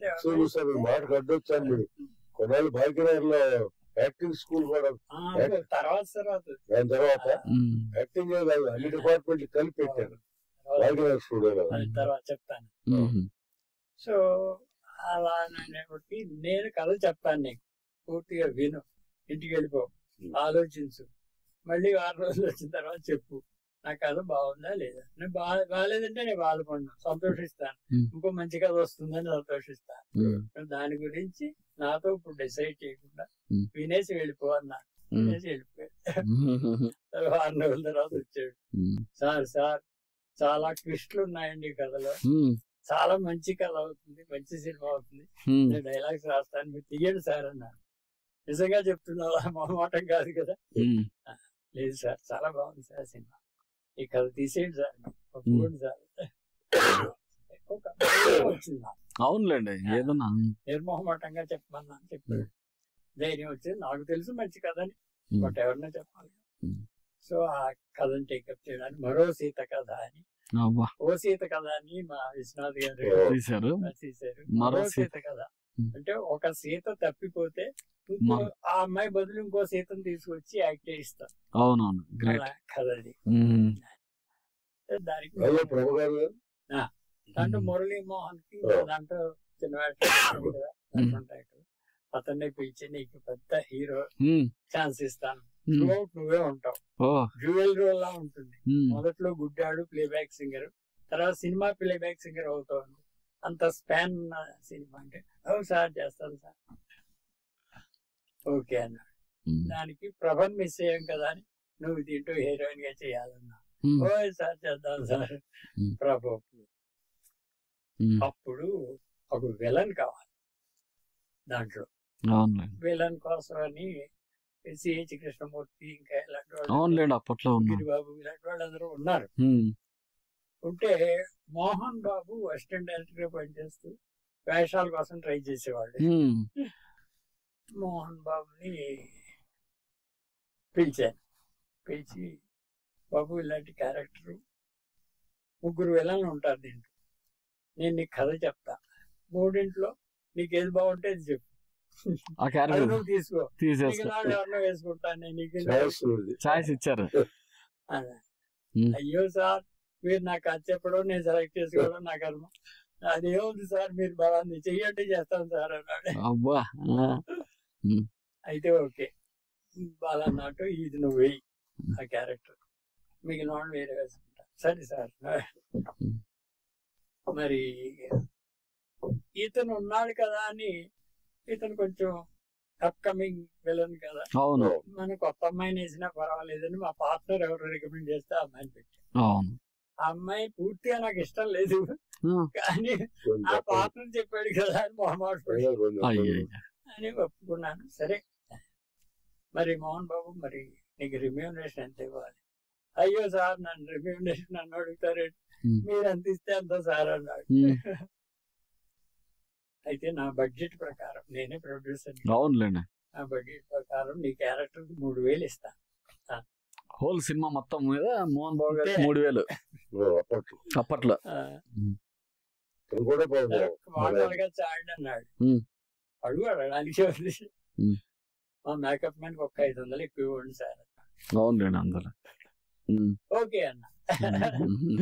సరే ఒప్పుకున్నాడు, చేసాడు. అలాగా మోహన్ బాబుతో ఈ అమ్మాయి మిగిలిన యాక్టర్స్ సెట్ అంతా షూట్ చేశాం. చేసి రష్ చూసిన తర్వాత నాకు నచ్చలేదు అమ్మాయి. నచ్చకపోతే మా పార్ట్నర్తో చెప్పాను, మీరు ఏమనుకోకండి, సినిమా దెబ్బతింటుంది, మిగిలిన వాళ్ళందరూ మంచి యాక్టర్లు, మాడ అల్లు రావాలి, ఇంకా అందరూ ఉన్నారు. ఈ అమ్మాయి మూలం దెబ్బతిందంటే రేపు పొద్దున్న మీరు తిడతారు. అంచేత ఈ స్టేజ్ లోనే అమ్మాయిని తీసేస్తాను. ఎన్ని డేస్ అయింది సార్ అప్పటికే షూట్ స్టార్ట్? అంటే ఆ సెట్ వర్క్ అయిపోయింది. సెట్ లో ఫస్ట్ షెడ్యూల్ 2-3 సీన్లు వచ్చి ఉంటుంది. తీసేస్తానంటే డైరెక్టర్ గారు మీ ఇష్టం, మా అమ్మాయి పెట్టుకోమన్నాను, పెట్టారు, మీకు నచ్చలేదు తీసే, పిక్చర్ దాని వల్ల దెబ్బతినకూడదు అని ఆయన యాక్సెప్ట్ చేస్తే అమ్మాయిని తీసేసాను.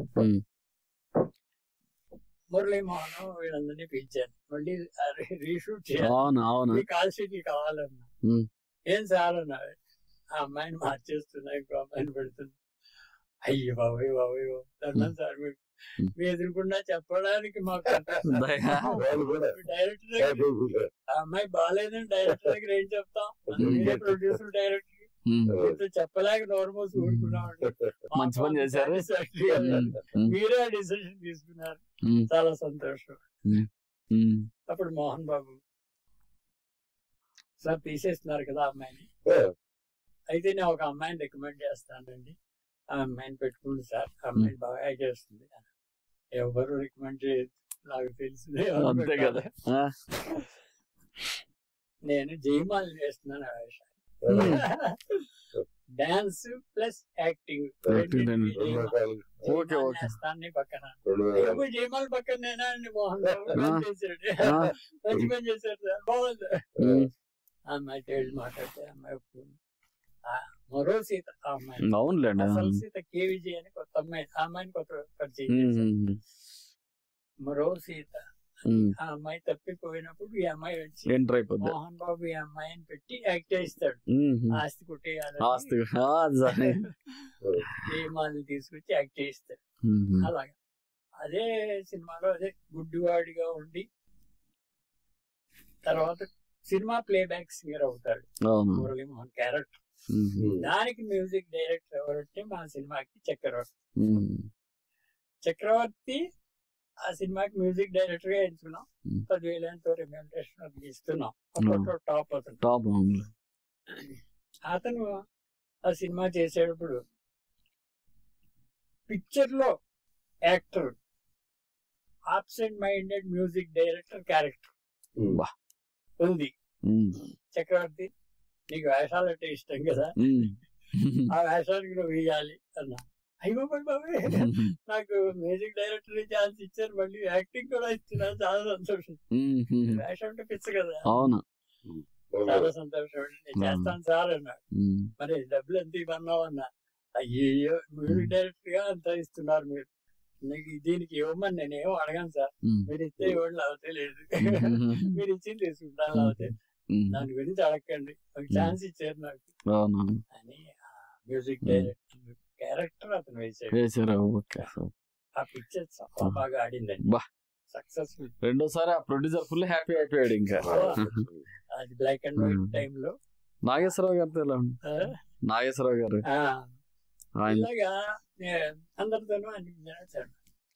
తర్వాత భలే కాపురం అని మళ్ళీ చేసు చంద్రమోహన్.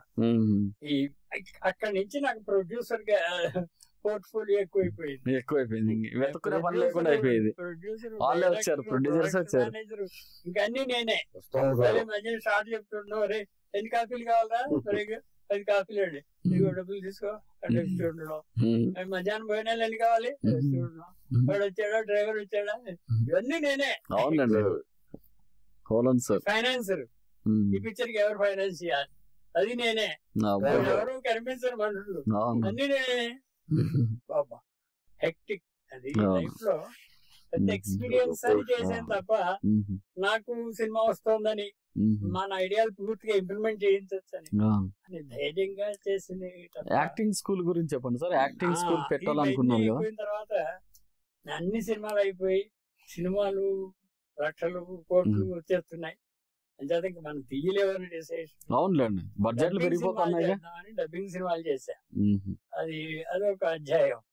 డబ్బింగ్ సినిమాలు ప్రొడ్యూస్ చేశా, అది అయిపోయింది. ఇంకా ఇంకే స్టేజ్ లో ఉన్నారంటే అసలు ఈ ఇండస్ట్రీలో ఎలాగ మనం ఇంకేం చేయగలం అనే ఇదిలో అప్పుడు ఎన్టీ రామారావు గారు ఆంధ్రప్రదేశ్ చీఫ్ మినిస్టర్ అయ్యారు. 83 మంచి మలుపు తీసుకున్నాం. ఇంత అభిమానం గుర్తుపట్టి బాగుంది. ఇక్కడ స్టేజ్ ఇలా ఉండగా ఒకసారి మా అబ్బాయిని ఏదో ఇంటర్వ్యూ కోసం దీనికోసం హైదరాబాద్ తీసుకొచ్చారు. హీరో గారు మనకి తెలుసు, ఇక్కడ సీఎం, ఒకసారి కలుద్దాం, కలిస్తే బాగుంటుంది, ఎలా ఉంటుందో అనుకుని వాళ్ళ పిఏ ఫోన్ చేశారు. చేస్తే మీరు ఎవరు మాకు తెలియదు సార్, ఆయనతో చెప్తామండి మీ పేరు, మీరు ఫోన్ చేశారని. ఆయన రమ్మని అంటే మీతో చెబుతాం, మీరు సాయంకాలం ఫోన్ చేయండి, ఆయన రమ్మంటే మీరు పొద్దుడిగానే. అవునులేండి. సరే అలా మళ్ళీ సాయంకాలం ఫోన్ చేస్తే గోపాలకృష్ణ రమ్మన్నారండి మిమ్మల్ని, ఎన్నింటికి రావాలండి, ఎక్కడికి వెళ్ళాలండి. హ్యాబిట్స్ లో ఉంటారు ఆయన, నేను అక్కడే ఉంటానండి ఆయన పిఏ గారు చెప్పారు. పొద్దున్న 4 గంటలకు రమ్మని, తెల్లవారుజాము 4 గంటలకు. అప్పుడు రామాంతపూర్ లో ఉంటే మా బంధువులు ఇంటూ ఉంటూ ఉంటే నాకు హైదరాబాద్ బాగా తెలియదు. అతనే స్కూటర్ మీద తీసుకొచ్చి ఇక్కడ దింపాడు. అక్కడ సెక్యూరిటీ వాళ్ళు చూసి గోపాలకృష్ణ పోయినండి, రమ్మన్నారండి అని పైకి తీసుకెళ్ళి పైన ఓపెన్ టెర్రస్ మీద ఇలా సోఫా వేసి కూర్చొని పేపర్ పెట్టుకుని ఆయన అక్కడే కూర్చుని ఉన్నాడు. ఏం బ్రదర్ రండి కూర్చోండి,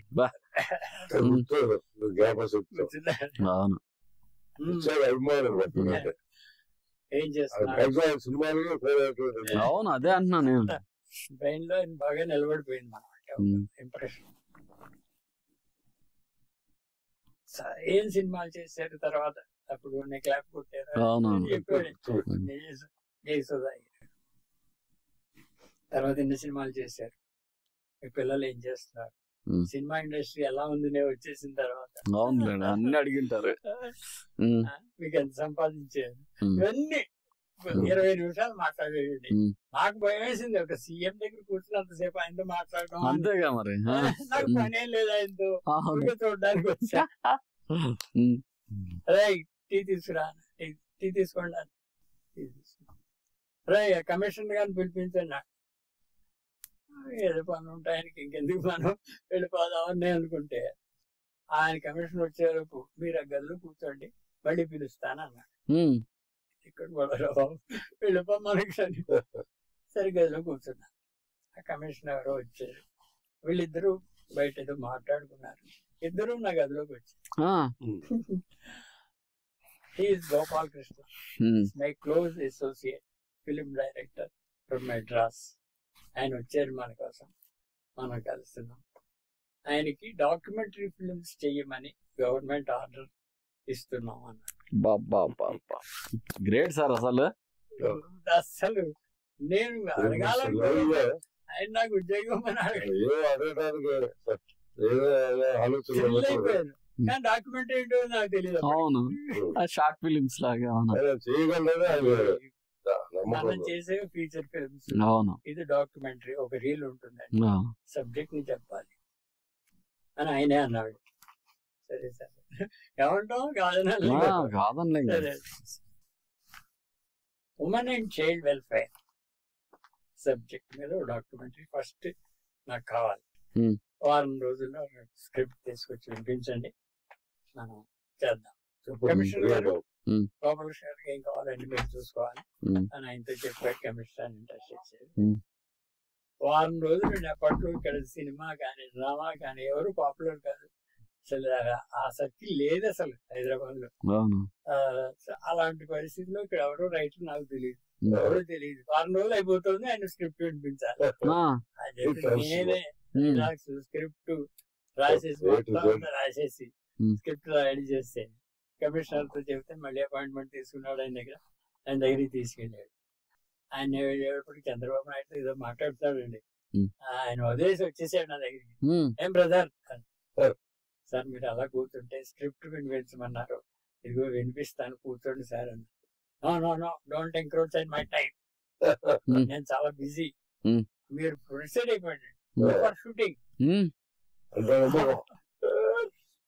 కమిషనర్ గారు ఆయనకి ఏం కావాలండి చూడండి, కెమెరాలు షూటింగ్ ఏర్పాట్లన్నీ చేసేయండి, ఫిల్మ్ డెవలప్మెంట్ కార్పొరేషన్ వాళ్ళతో చెప్పి ఎండి పరిచయం చేసి ఆయనకి ఏం కావాలని చూడండి,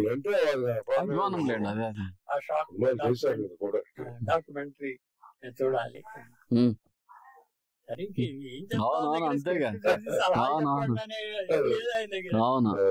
అనకంత ఫ్రీ హ్యాండ్ ఇచ్చేసాడు. నా మీద అంత నమ్మకం ఉందని నేను థ్రిల్ అయిపోయాను. ఆ రకంగా మీరు విజయవాడ తిరుపతి షూటింగ్ వెళ్ళాలంటే కారు ఫ్లైట్ గవర్నమెంట్ తరఫున అన్ని వాళ్ళు అరేంజ్ చేసేవారు, నేను చేయడమే పని. అలా ఫిల్మ్ చేసేసి సెన్సార్ చేసేసి మళ్ళీ ఆయన దగ్గరికి వెళ్ళాను. సార్ మీరు రవీంద్ర భారతిలో 10 నిమిషాలు చూసారంటే నేను రిలీజ్ చేస్తారండి. దాని మెయిన్ ఫిల్మ్ ముందర థియేటర్స్ లో రిలీజ్ అయ్యేవి. గ్రేట్ సార్ అది. బ్రదర్ నేను చూడక్కర్లేదు, రిలీజ్ చేసి కమిషన్ గారు దాన్ని రిలీజ్ చేసేయండి ఆయనకి ఆర్డర్ ఇచ్చేసాడు అంతే.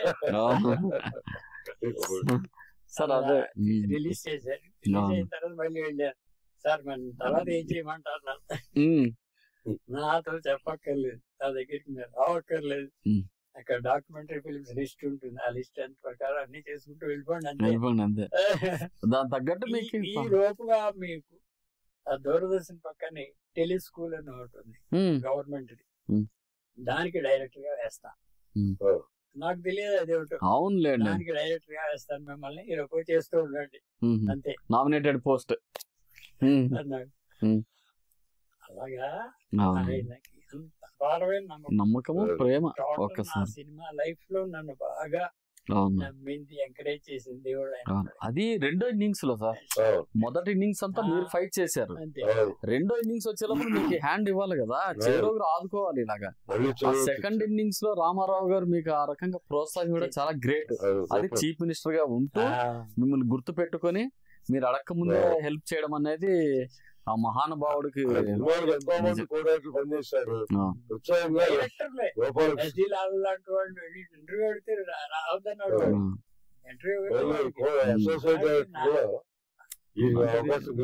ఆయన గొప్ప మనసుకి నిదర్శనం సార్ రామారావు. ఆయన పదవి పోవడం, తర్వాత మ్యారేజ్ చేసుకోవడం, ఇంకా ట్రాక్ అంతా మారిపోయేటప్పటికి ఆయనతో కొంచెం సార్ గోపాలకృష్ణ గారు, మీరు దర్శకుల సంఘంని సౌత్ ఇండియన్ ఫిలిం ఛాంబర్ లో ప్రథమంగా ఏర్పాటు చేశారని తెలిసింది. దాని వెనక మీ కృషి ఏంటి సార్? నేను అసిస్టెంట్ డైరెక్టర్ గా పనిచేసినప్పుడే చాలా కష్టాలు పడుతున్నారు అసిస్టెంట్ డైరెక్టర్లు అందరూ. సరిగ్గా బేటాలు ఇవ్వరు, సరిగ్గా పికప్ చాలా కష్టపడుతున్నారు. టైమింగ్స్ లేవు, పొద్దున్నే రావాలి, రాత్రి 12 అయ్యే వరకు ఉండాలి, మళ్ళీ పొద్దున్న షూటింగ్ రావాలి. చాలా కష్టపడుతున్నారు అసిస్టెంట్ డైరెక్టర్లు. వీళ్ళందరి కోసం ఒక అసిస్టెంట్ డైరెక్టర్స్ అసోసియేషన్ అని పెట్టి దీనికి డిమాండ్స్, బేటాలు ఇవ్వాలి, పికప్ చేసుకోవాలి, ఇలాంటి కండిషన్స్ అన్ని పెట్టి అసిస్టెంట్ డైరెక్టర్ సహాయకారిగా ఉండాలని ఒక అసోసియేషన్ స్టార్ట్ చేశారు. అది అంటే రాజేంద్ర ప్రసాద్ గారు కూడా దీంట్లో ఇద్దరు కోఆర్డినేట్ అయ్యి బాగా అప్పుడే శిష్యరికం సినిమా తర్వాత అసిస్టెంట్ తర్వాత లక్ష్మణ్ అసోసియేట్ అండి. దాని ముందే శిష్యుడిగా గాసత్తు గారని ఆయన చాలా మంది బిఏ లిటరేచర్ ఇల్లే స్వర్గం సినిమా డైరెక్టర్ కూడా అండి. కానీ ఏదైతేనే మీరు పునాది వేశారు. అది ఆ అసోసియేషన్ ఫార్మ్ చేశాం. చేస్తే ఇప్పుడు డైరెక్టర్లు అందరూ కదిలి వచ్చారు. ఏమండి అసిస్టెంట్ డైరెక్టర్ మేము అక్కర్లేదా మీకు, మీరు కూడా రేపు డైరెక్టర్లు ఎవరా, మొత్తం డైరెక్టర్స్ అసోసియేషన్ అని పేరు పెట్టండి, అందరూ కలిసి పనిచేద్దాం అని ఎస్డి లాల్, బిఎస్ నారాయణ ఇలాంటి డైరెక్టర్లు అందరూ కూడా మా కోసం వచ్చారు. Great sir. వచ్చి మనం డైరెక్టర్స్ అసోసియేషన్ కదిలించారు అని అప్పుడు డైరెక్టర్స్ అసోసియేషన్ అని ట్రేడ్ యూనియన్ బాడీగా రిజిస్టర్ చేశాం. South Indian film directors association, దాన్ని సిఫ్డా నెంబర్ 5 నాది. 5 వెళ్ళి రిజిస్టర్ చేసాం. పెద్దవాళ్ళు కదా వాళ్ళని వాళ్ళు కూడా తీసుకెళ్ళి రిజిస్టర్ చేసి అందరం కలిసి డైరెక్టర్స్ కోసం కాలనీ కావాలని మినిస్టర్ తో ఫైట్ చేసి మెడ్రాస్ లో కాలనీ ఏర్పాటు చేసి Rajaram film director international film festivals organise చేశారు. చాలా వరకు డైరెక్టర్ తరఫున కృషి చేశారు. అప్పట్లో దాసనారాయణరావు గారు డైరెక్టర్ గా ఉన్నారు, చాలా పిక్చర్లు చేస్తున్నారని ఆయన తీసుకొచ్చి ప్రెసిడెంట్ గా పెట్టుకున్నారు. ఆయన ప్రెసిడెంట్ గా పెట్టుకుంటే ఆయన కూడా దీంట్లో కలిసి తిరిగాడు. మేమందరం సబ్స్క్రిప్షన్ రూపాయి మీటింగ్ పెట్టుకుని హాల్ బుక్ చేయడానికి డబ్బులు లేవు. పార్క్ లో మీటింగ్ అది నారాయణరావు చూసాడు. ఎదురుకుండా ఇంట్లో ఉండేవాడు. ఆయన చూసి అయ్యో ఏంటి డబ్బులు లేక మీటింగ్ అప్పటికి మెంబర్ కాదైనా, తర్వాత ఆయన మెంబర్ చేశాడు. అలాగా అసోసియేషన్ ఫార్మ్ చేయడానికి I'm the founder of the association. Super. చాలా గొప్పగా ఆర్గనైజ్ చేసాం. ఆఫీసు, దానికి ఒక ఇది మేనేజర్, కంప్యూటర్ ఇవన్నీ పెట్టి స్టేజ్, ఒక స్టేజ్ లో అక్కడ ఉన్న సెక్రటరీ వాళ్ళు కొంచెం అది మొదలెట్టారు. అయ్యో, ఆఫీస్ లో కూర్చోవడం, వాళ్ళ పనులు చేసుకోవడం, డబ్బులు తీసుకోవడం, ఖర్చు పెట్టడం, ఇవన్నీ కూడా కంప్లైంట్. సార్ అలాంటి వాళ్ళు ఉండకూడదు మన అసోసియేషన్ లో. నేను నిక్కచ్చైన మనిషిని, అలాంటి వాడు ఉండడానికి వీల్లేదు, వాళ్ళు తీసేయాలి, అది వాళ్ళకి పనిష్మెంట్ ఇవ్వాలి అని దెబ్బలాడాను. ప్రెసిడెంట్ ఎవరు? దాసనారాయణ.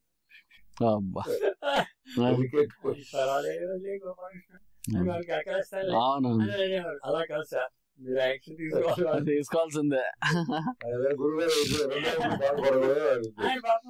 నేను సిన్సియర్ చేస్తాను, అలాగే మేనేజ్ చేస్తున్నానని ఆయన మీద నో కాన్ఫిడెన్స్ మోషన్ పెట్టాను నేను. మిగిలిన వాళ్ళందరూ కూడా సపోర్ట్ చేశారు. అవును, ఆయన చెప్పింది కరెక్ట్, అకౌంట్స్ పని వెరిఫై చేసి అది చూసి అన్ని ఒప్పుకున్నాడు నారాయణ గారు. నన్ను అప్రిషియేట్ చేసేవాళ్ళండి. ఆయన మీద నో కాన్ఫిడెన్స్ మోషన్ పెట్టినా నన్ను అప్రిషియేట్ చేసి. కానీ మీరు ఫైట్ చేస్తుంది మంచి విషయం కదా, ఉండాలి మనకని ఆయనకు తెలుసు.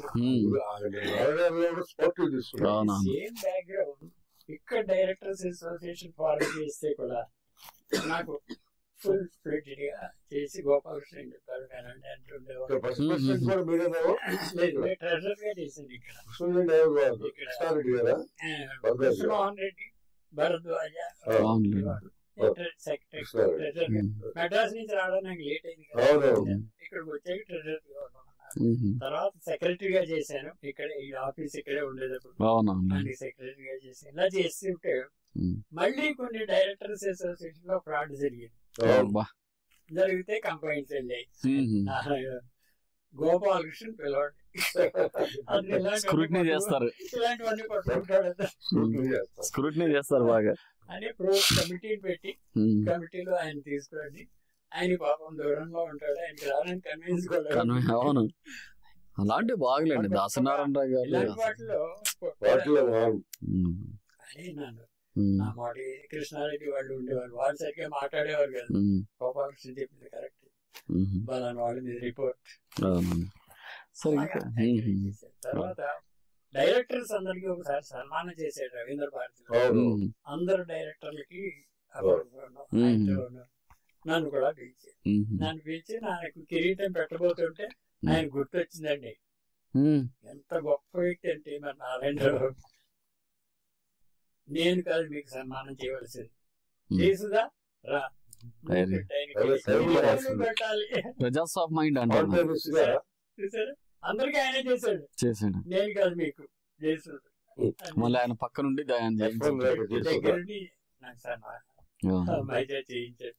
అలాగా నేను ఇది ఇప్పుడు రామారావు గారు పోయిన తర్వాత నేనేం చేశాను అనే దానికి వస్తే నేను అదే ఫాలో అయ్యాను. డాక్యుమెంటరీ గురించి చేయడమే ఫాలో అయ్యాను. సబ్జెక్ట్ నేనే తీసుకోవడం, నేనే ప్రొడ్యూసర్, నేనే డైరెక్టర్, నేనే అని నేనే చేసి చాలా డాక్యుమెంటరీస్ చేశాను. నేను చేసిన ప్రతి డాక్యుమెంటరీకి నన్ను అవార్డు సబ్జెక్ట్ లో అలాంటివి. దాంతో పాటు ఇలాంటి వాడు వచ్చి నాకు పిక్చర్ చేసి పెట్టాను, పెట్టుబడి పెట్టుకుంటాను. మీరు అన్ని సార్ మీకు ఇష్టమైన డాక్యుమెంటరీ పేరు ఒకటి చెప్పండి సార్. మీకు అంటే అప్పట్లో ఒక డాక్యుమెంటరీ అనేది టాప్ పాపులర్ అయి ఉంటుంది, అది మీకు ఒక్క టైటిల్ చెప్పండి సార్. అవయవ దానం, organ donation. Super. Global hospital తో మాట్లాడితే అదేంటి వాళ్ళు ఆ హాస్పిటల్లో షూట్ చేసుకోండి అని చెప్పి ఛాన్స్ ఇచ్చారు. ల్యాబొరేటరీలో ఆపరేషన్ అవుతుండగా కెమెరా పట్టుకుంటే ఆయన కూడా అసలు అని మీరు వచ్చి చేయండి, ఆర్గాన్ డొనేషన్ అంటే గొప్ప. అవును, ఇప్పటికే రన్ అవుతుంది అది విజయవంతంగా, ఎంతో మందికి ప్రాణదానం పోస్తా ఉంది. ఆర్గాన్ డొనేషన్ డాక్యుమెంటరీ చేస్తే దానికి నంది అవార్డు వచ్చింది. సూపర్. నేను అమెరికాలో ఉన్నప్పుడు మా అబ్బాయి దగ్గర ఉంటే అమెరికాలో అక్కడికి ఫోన్ వచ్చేది, అవార్డు వచ్చింది అని. అక్కడ మా అబ్బాయి ఫ్రెండ్స్ అందరూ కలిసి సన్మానం చేశారు. ఇక్కడికి వచ్చిన తర్వాత సెన్సార్ బోర్డ్ ఆఫీసర్ గారు నన్ను రమ్మన్నారు. ఏంటి ఆవిడతో నాకు ఆవిడ రమ్మని ఏంటంటే ధనలక్ష్మి గారు, ఆవిడేంటి గోపాలకృష్ణ గారు అవయవ దానం మీద డాక్యుమెంటరీ చేశారు. చాలా సంతోషించాను. నేను డాక్యుమెంటరీ చేశారు. మా బోర్డు మెంబర్స్ అందరినీ కూడా అవయవదానం చేయమని చేస్తాను నేను. ఇన్స్పిరేషన్ లాగా అయిపోయింది ఫర్ ద సొసైటీ. అలాగే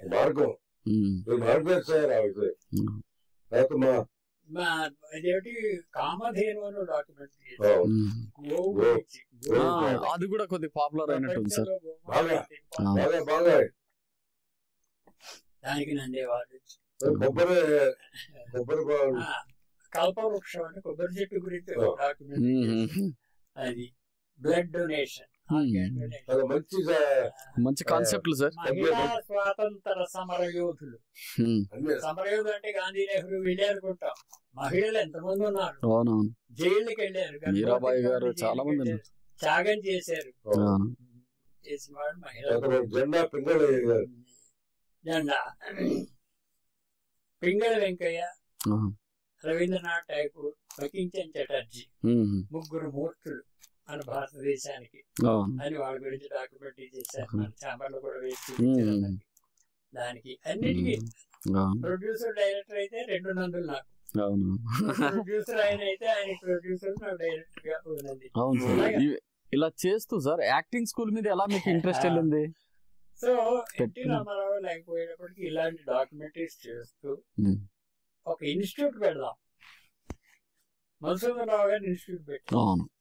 ఆయన తగ్గిపోయింది, ఆయన చేయకపోవడం వల్ల మనం కూడా ఒక ఇన్స్టిట్యూట్, దేవదాస్ కనకాల ఇన్స్టిట్యూట్, దాన్ని మేనేజ్ చేసేవాడు.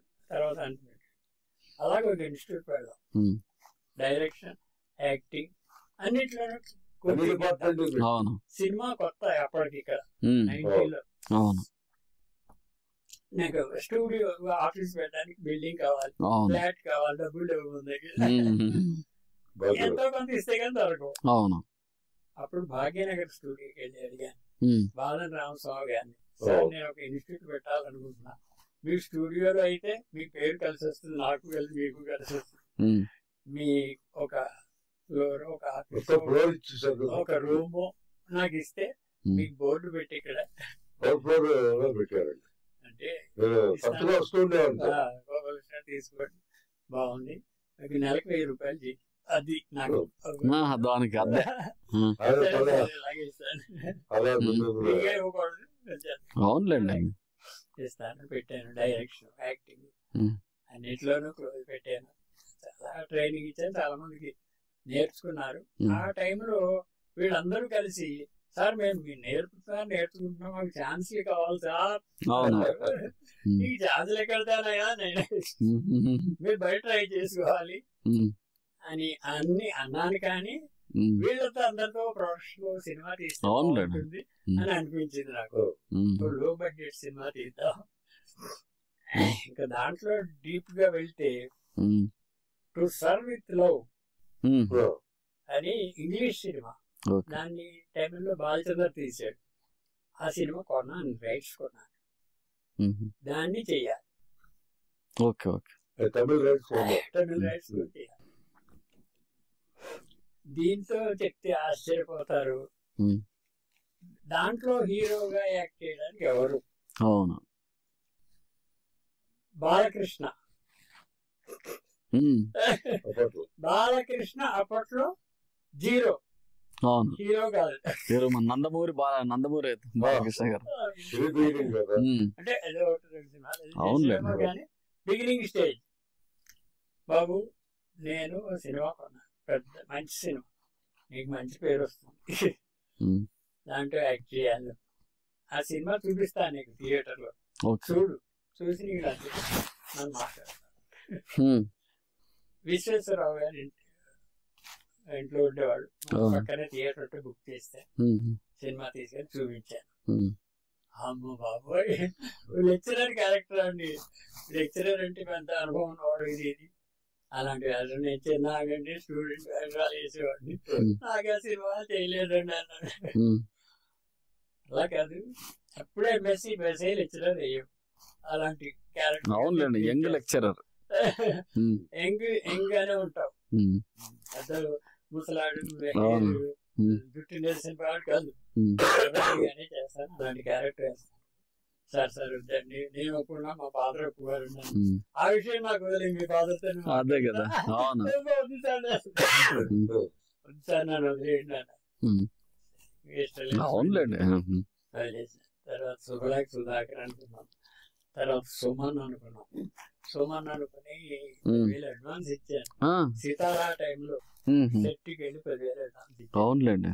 ఇస్తే దాని తర్వాత ఏదో పాప అవుతుంది, ఏదో కేసులు రావడం, జైలుకి వెళ్ళడం, జైలుకి వెళ్ళి పలకరి నుంచి వచ్చేవాడిని. మీ స్టూడెంట్స్ తో సినిమా అనుకున్నారు? అవును సార్, అదే దాని గురించి. సో సుమన్ అలాగా జైలు పాలయ్యేవాడికి, సార్ నేను వచ్చేకి చేస్తాను సార్ ఇప్పుడు, దానికోసం నాలుగు పలకరించడానికి వచ్చాను. జైలు నుంచి వచ్చిన తర్వాత సార్ 10,000 మీకు ఇచ్చేస్తున్నారు. నేను చేయలేను సార్, ఇప్పుడు ఉండే కమిట్మెంట్స్ ఉన్నాయి. తర్వాత సరే 10,000 ఉంటుందా, ఇంకో సినిమా ఇప్పుడు చేద్దాంలే అంటే, లేదు సార్ తీసేసుకోండి, మళ్ళీ తిరగాలి. అడ్వాన్స్ రిటర్న్ ఇచ్చేవాళ్ళు చాలా తక్కువ కదా సార్. అప్పట్లో 10,000 అంటే చాలా హ్యూజ్ అమౌంట్. చిన్న ప్రొడ్యూసర్కి అలాంటిది. సరే ఇంకా చాలా మంది ట్రై చేయడం అయిపోయింది. రాజశేఖర్ ట్రై చేయాలి. రాజశేఖర్ అలాగే లెక్చరర్ వేషం బాబు అంటే అందరూ ఏదో బెదిరిపోతున్నట్టు అనిపించింది. వీళ్ళందరినీ లాభం లేదు, కొత్త వాళ్ళు ఎంత అంతే, అదే మన కొత్త వాళ్ళే వర్కౌట్ అవుతారు. ఆ ధైర్యం ఉండేది. అప్పుడు టీవీలో తెనాలి రామకృష్ణలో అశోక్ కుమార్ అనే యాక్టర్, మానవైన యాక్టర్, నాగేశ్వరరావు యాక్ట్ చేస్తాడు, చాలా బాగా చేస్తాడు అని పేరు వచ్చింది అప్పట్లో. అది విని అతనికి కబురు చేశా, ఇలా బాయ్ దీనికి లెక్చరర్ వేషం, నువ్వు మెయిన్ హీరో. హీరో అండి, కామెడీ వేషాలు వేస్తూ ఉండేవాడు. సినిమాలో తక్కువ, టీవీలో బిజీ. సినిమా హీరో అండి నేను అన్నాడు. కరెక్ట్ గా ఉంటావు నువ్వు హీరో, నీకు ఇష్టమైన కామెడీ వదిలేసి హీరోగా రావడం ఇష్టమైన, నీకు హీరో ఇస్తారంటే వద్దనేవాళ్ళు చేస్తారు. అలాగే రాజబాబు తమ్ముడు అనంత్ వాడిని తీసుకున్నాను. అప్పుడు టీవీలో పాపులర్ శిల్ప అవునవును. శిల్ప గారు కూడా సీరియల్. అవును. అనంత్ మన రాఘవ గారు వాళ్ళ మిస్సెస్ కోమలాని వీళ్ళందరినీ సెటప్ చేసి కొత్త వాళ్ళతో తీసేదాన్ని డిసైడ్. Super sir. నేనే ప్రొడ్యూసర్, నేనే డైరెక్టర్ అంతా మీ స్టూడెంట్సే. మా స్టూడెంట్స్ లో లెక్క. అంటే ఇన్స్టిట్యూట్ పేరుతో ఒక సినిమా తీద్దామని. దాంట్లో ఇంకా పెద్దవాళ్ళు ఉండాలని జేవి రమణమూర్తి, దేవదాస్, లక్ష్మీ కుబేర ప్రొడక్షన్స్. మంచి బ్యాండ్ అని అనుకున్నాను. సినిమా పేరేం పెట్టారు? అది ముద్దుల మాస్టారు. మంచి టీచర్ అని అర్థం నాకు. కాదు, అది వేరే. దానికి దానికి జేవి రమణమూర్తి, కొట్టి ప్రసాద్, దేవదాస్ కనుక పెద్ద ఏజ్డ్ క్యారెక్టర్స్ అన్ని వాళ్ళకి ఇచ్చి సినిమా చాలా కష్టపడ్డాను సినిమాకి. ఎంచేదంటే డబ్బులు వెతుక్కోవాలి, కొత్త వాళ్ళతో తీయాలి, వీళ్ళందరినీ పట్టుకోవాలి. మెడ్రాస్ నుంచి ప్రొడక్ట్ అంతా ఇక్కడ పెట్టుకోవాలి, మెడ్రాస్ నుంచి టెక్నీషియన్స్ రావాలి. అనవసరం పడి మొదలెట్టేనానిపించి ఆ సినిమా నేనే ప్రొడ్యూసర్, నేనే డైరెక్టర్, నేనే బాయ్ని, నేనే అన్ని నేనే. బడ్జెట్ అన్నమాట, ఫైనాన్స్ అంతా చూసుకోవడం. డబ్బు వచ్చినప్పుడే అప్పట్లో బడ్జెట్ అసలు అడగద్దు. అది అసలు ఆ సినిమా మొదలు పెట్టి స్టార్టింగ్ చేసి నేను కంప్లీట్ చేయడానికి 20 ఏళ్ళు పట్టింది. 20 సంవత్సరాలు. మానసికంగా బాధపడి ఉంటారు సార్. వదిలేస్తారు ఎవరన్నా పట్టుకోకుండా.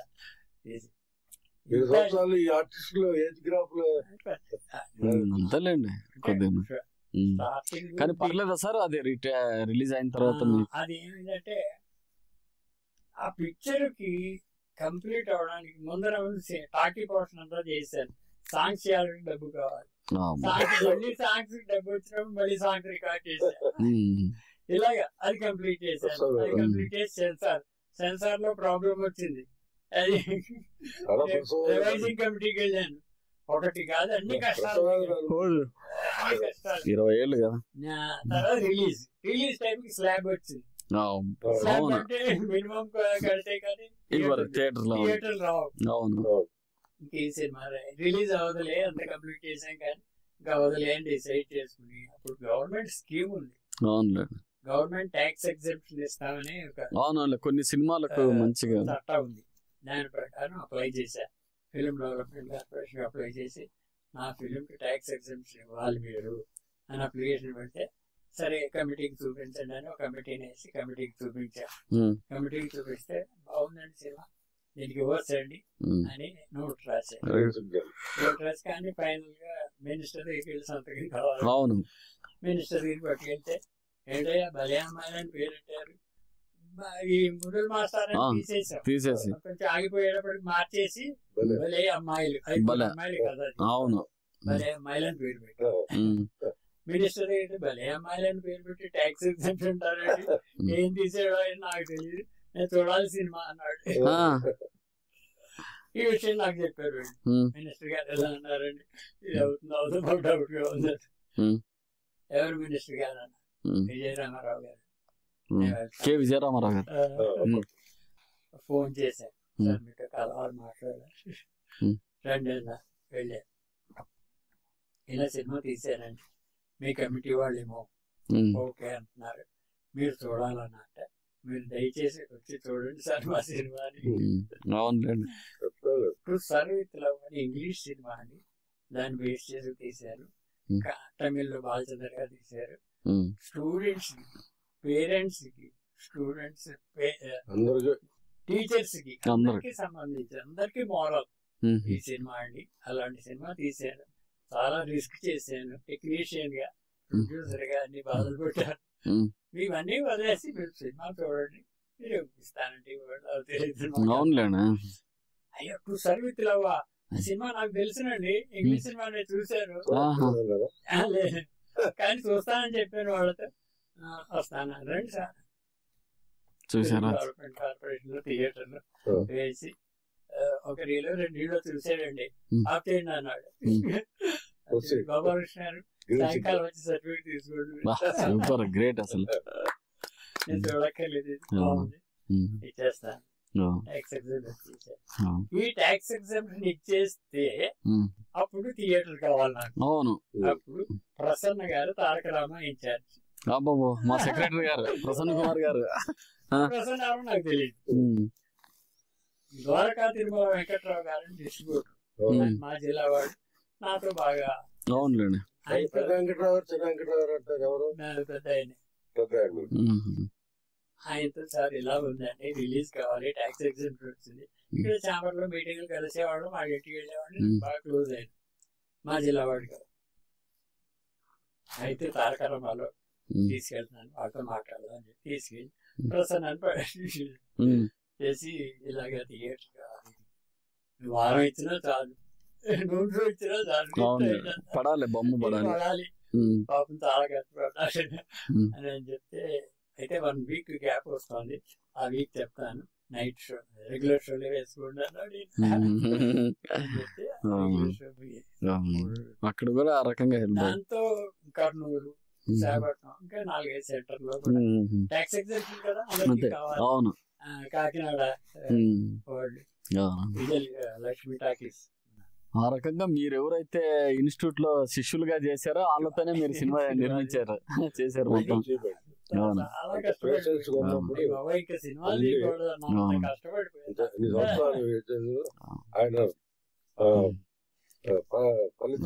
ఆ టైంలోనే ఈ ఫ్లాగ్ గురించి మీకు చెప్పాలి.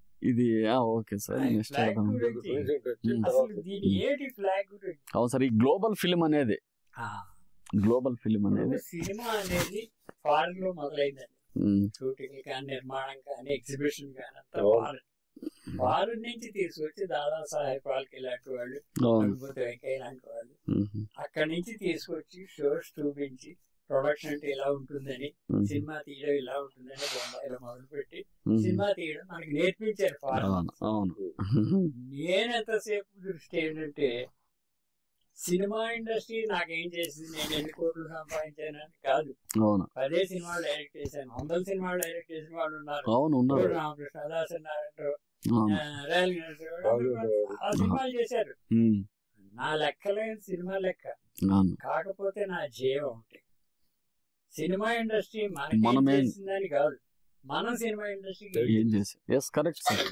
ఏదో చేయాలి మన జీవితంలో. ఊరికే డబ్బు సంపాదన కాదు అని అనుకుని ఏదన్నా ప్రపంచ సినిమాకు ఉపయోగించేది ఏదైనా చేయాలి అని చెప్పి దీని గురించి ఆలోచించాను. Global film fraternity.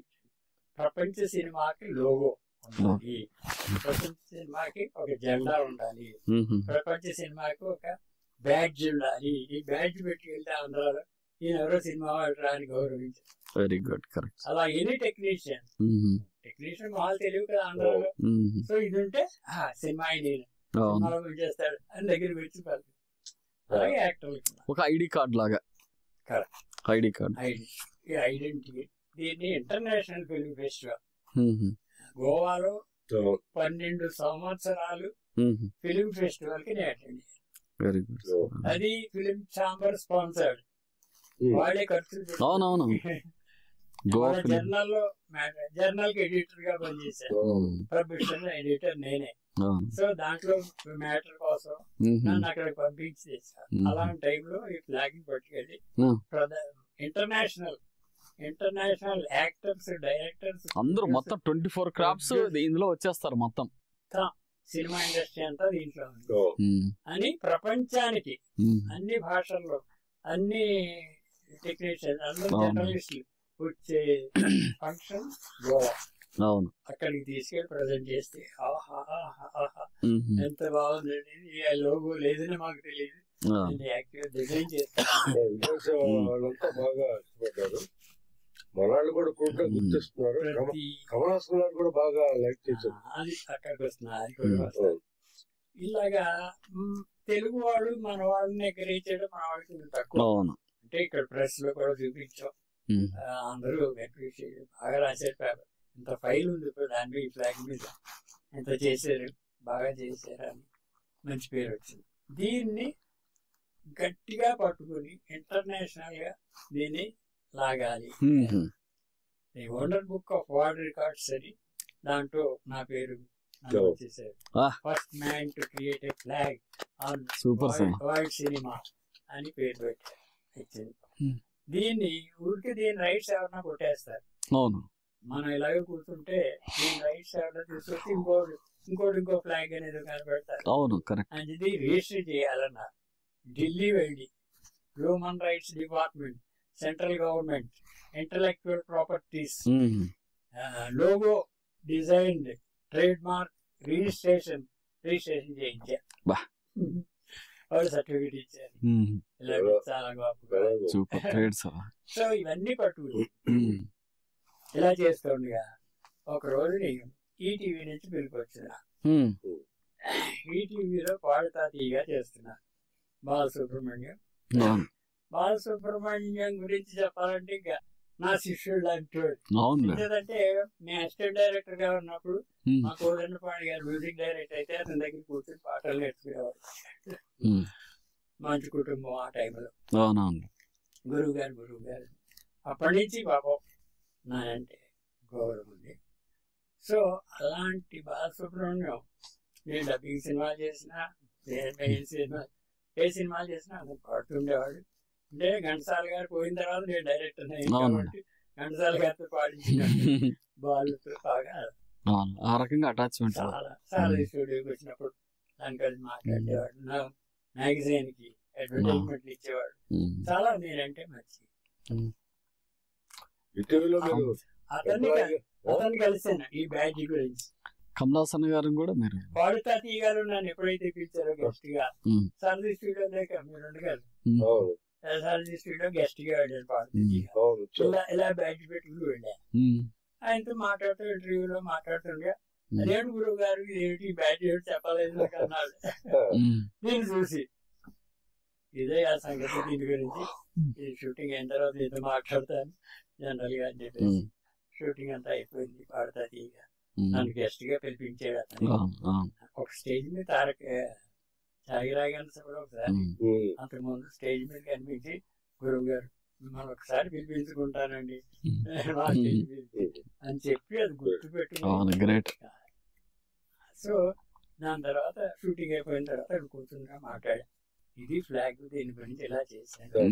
నా కృషి పూర్తిగా ఇంకా ఫలించలేదు, ప్రపంచానికి తెలియాలి. అయితే ఒకసారి ఈ బ్యాడ్జ్ దీని గురించిన బ్రౌషర్ పట్టుకుని రేపు పొద్దున ఇక్కడే ఉంటాను నేను సారథిలో, మీరు వచ్చి అవన్నీ నాకు ఇస్తే దీని మీద నేను ప్రయత్నం చేసి ప్రపంచాన్ని అందరికీ తెలిసే కృషి నేను చేస్తాను, రేపు పొద్దున రండి అన్నాడు.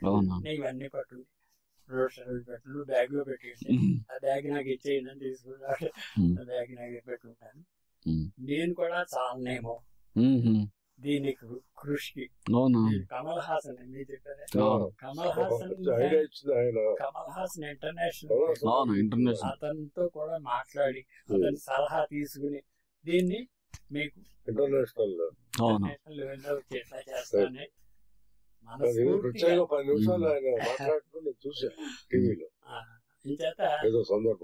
ఎన్టీ రామారావుని ఎలా చెప్పుకున్నావు ఇతను అలా చెప్పుకోవాలి. నేను తర్వాత ఇప్పుడు కనిపించినా కూడా గురువు గారు నాకు గుర్తుంది ఫ్లాగ్ గురించి నేను చేస్తానని వాడు పాపం మనకి అదృష్టం లేదు. అతను లేకపోయేటప్పటికి మళ్ళీ దీని గురించి పట్టించిన వాళ్ళు ఇప్పుడు అదే బాలుయే మీకు ఎంత దీని గురించి చేస్తానని మనస్ఫూర్తిగా చెప్పాడు సార్. ఇప్పుడు బాలు గారు అందుబాటులో లేరు. యాక్చువల్ గా కమలాసన్ గారు ఒక రకంగా బిజీ, అందులో పక్క రాష్ట్రం. మన తెలుగు ఇండస్ట్రీలోనే మన గ్లోబల్ స్టార్లోనే డైరెక్టర్ ఉన్నారు, ప్రొడ్యూసర్స్ ఉన్నారు. రాజమౌళి గారితో అది ఒక్కసారి కలిసి, ఎందుకంటే ఇలాంటివి ఉంటే ఆయన కొద్దిగా ఇన్స్పైర్ హెల్ప్ చేస్తారు. రాజమౌళి గారు ఏంటంటే ఇలాంటివి ఏదైనా మోటివేషన్ చేస్తారు. మీరు ఒకసారి రాజమౌళి గారికి ప్రయత్నం ఇప్పుడు ఏ స్టేజ్కి వచ్చానంటే వయసు అయిపోయింది, ఎక్కడికి వెళ్ళాలన్నా వెళ్ళే కష్టం, వెళ్ళేటి వాళ్ళని తీసుకుని వెళ్ళాలి. ఈయనే ప్రతిదానికి నాకు సహాయం చేసి మాట్లాడుతుంటే నేను కూడా ఉండి చేద్దాం గురువు గారు అని పాపం కూడా ఉంటాను కాబట్టి నాకు అనిపిస్తుంది సార్ రాజమౌళి గారు దీని గురించి పాజిటివ్ గా స్పందించొచ్చు అని నేను అనుకుంటున్నాను. ఎందుకంటే గ్లోబల్ ఫిలిం ఫెటర్నిటీ అనేది మంచి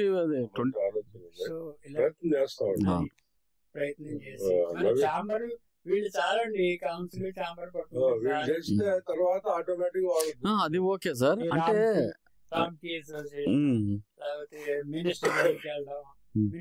చాంబర్ కౌన్సిల్ ముందు ఉంటే ఆటోమేటిక్ అవునండి చాంబర్ ద్వారా కూడా ఓకే. సో ఏ విధంగా జీవిత ఆశ అదండి, కోరుకోవట్లేదు. ఎప్పుడు చెబుతా ఉంటారు పిల్లలు బాగుండాలి, స్థిరపడ్డారు, మంచి జీవితాలు, మంచి వాళ్ళు కూడా వదిలిగారంట. ఆవిడ కూడా అదే ఆలోచన సద్భావాలు. చిరంజీవి గారితో మీకు ఎలాగో పరిచయం? చిరంజీవి గారు కూడా అడగండి. పరిచయం అంటే చాలా ఆశ్చర్యంగా ఉంటుంది, నాకే ఆశ్చర్యంగా ఉంటుంది. జయసుధను పరిచయం చేసిన మీదట నేను పెద్ద అందరి దృష్టిలోకి వెళ్ళిపోయి స్టార్ మేకర్ ఈయన చేతిలో పట్టుకుంటే గొప్ప అవుతా. వాళ్ళ తల్లిదండ్రులు అడిగారు జయసుధకి ఇచ్చారు, సుభాష్ని కూడా ఛాన్స్ ఇవ్వండి అని అడిగారు. కానీ వాళ్ళకి అదృష్టం ఉండాలి, నాకు కుదరలేదు ఇవ్వడం. అలాగే అమర్నాథ్ గారు శ్రీలక్ష్మి ఫాదర్ చిక్కడపల్లిలోనే కలిసినప్పుడు సార్ జయసుధకి ఛాన్స్ ఇచ్చారు, మా అమ్మాయికి ఛాన్స్ ఇవ్వండి. ఆయన బతికుండగా ఇవ్వలేకపోయింది. కానీ ఆయన పోయిన తర్వాత మెడ్రాస్ లో పిలిచి ఆ అమ్మాయిని, నేను ఎవరో నీకు తెలియదమ్మా, మీ నాన్నగారు ఫ్రెండ్, మీ నాన్నగారికి ప్రామిస్ చేశాను, భలే కాకుండా ఒక సీన్ వేషమే ఇవ్వగలను నేను, అంతే ఉంది అంటే అయ్యో తప్పకుండా చేస్తాను సరే ఒక సీన్ వేషం వేసింది శ్రీలక్ష్మి. అప్పటి నుంచి అలాగా ఈ అందరూ చిరంజీవి గారితో చిరంజీవి గారి గురించి అడిగారు కదా. నేను తేనంపేటలో ఒకసారి నడిచి వెళ్తుంటే నా వెనకాల వచ్చాడు చిరంజీవి. ఒకసారి వచ్చి సార్ గురువు గారు జయసుధ లాంటి వాళ్ళకి ఛాన్స్ ఇచ్చారు, నాకు ఒక్క ఛాన్స్ ఇవ్వండి, దాంతో పైకి వెళ్ళిపోతాను, మీరు అవకాశం ఇవ్వండి. నాకేంటి, నాకు చంద్రమోహన్ రెడ్డి నాకు అతను హీరో, ఎస్టాబ్లిష్డ్ హీరో ఇతనికంటే. అవునులేండి అప్పుడు. సో అతనితో చేస్తున్నా, మురళీమోహన్తో చేస్తున్నా, సరే ఇస్తే వచ్చన్నట్టుగా ఊరుకున్నాను. అతను అడిగాడు కాబట్టి అలాగేమ్మా చూద్దాం. అలాంటి చిరంజీవి ఈ రోజు ఎక్కడ, నేను ఎక్కడ, అసలు నేను ఉన్నాను తెలుసా? అంటే అలాగా సార్ చిరంజీవిని మీరు అనుకున్నారు అప్పట్లో?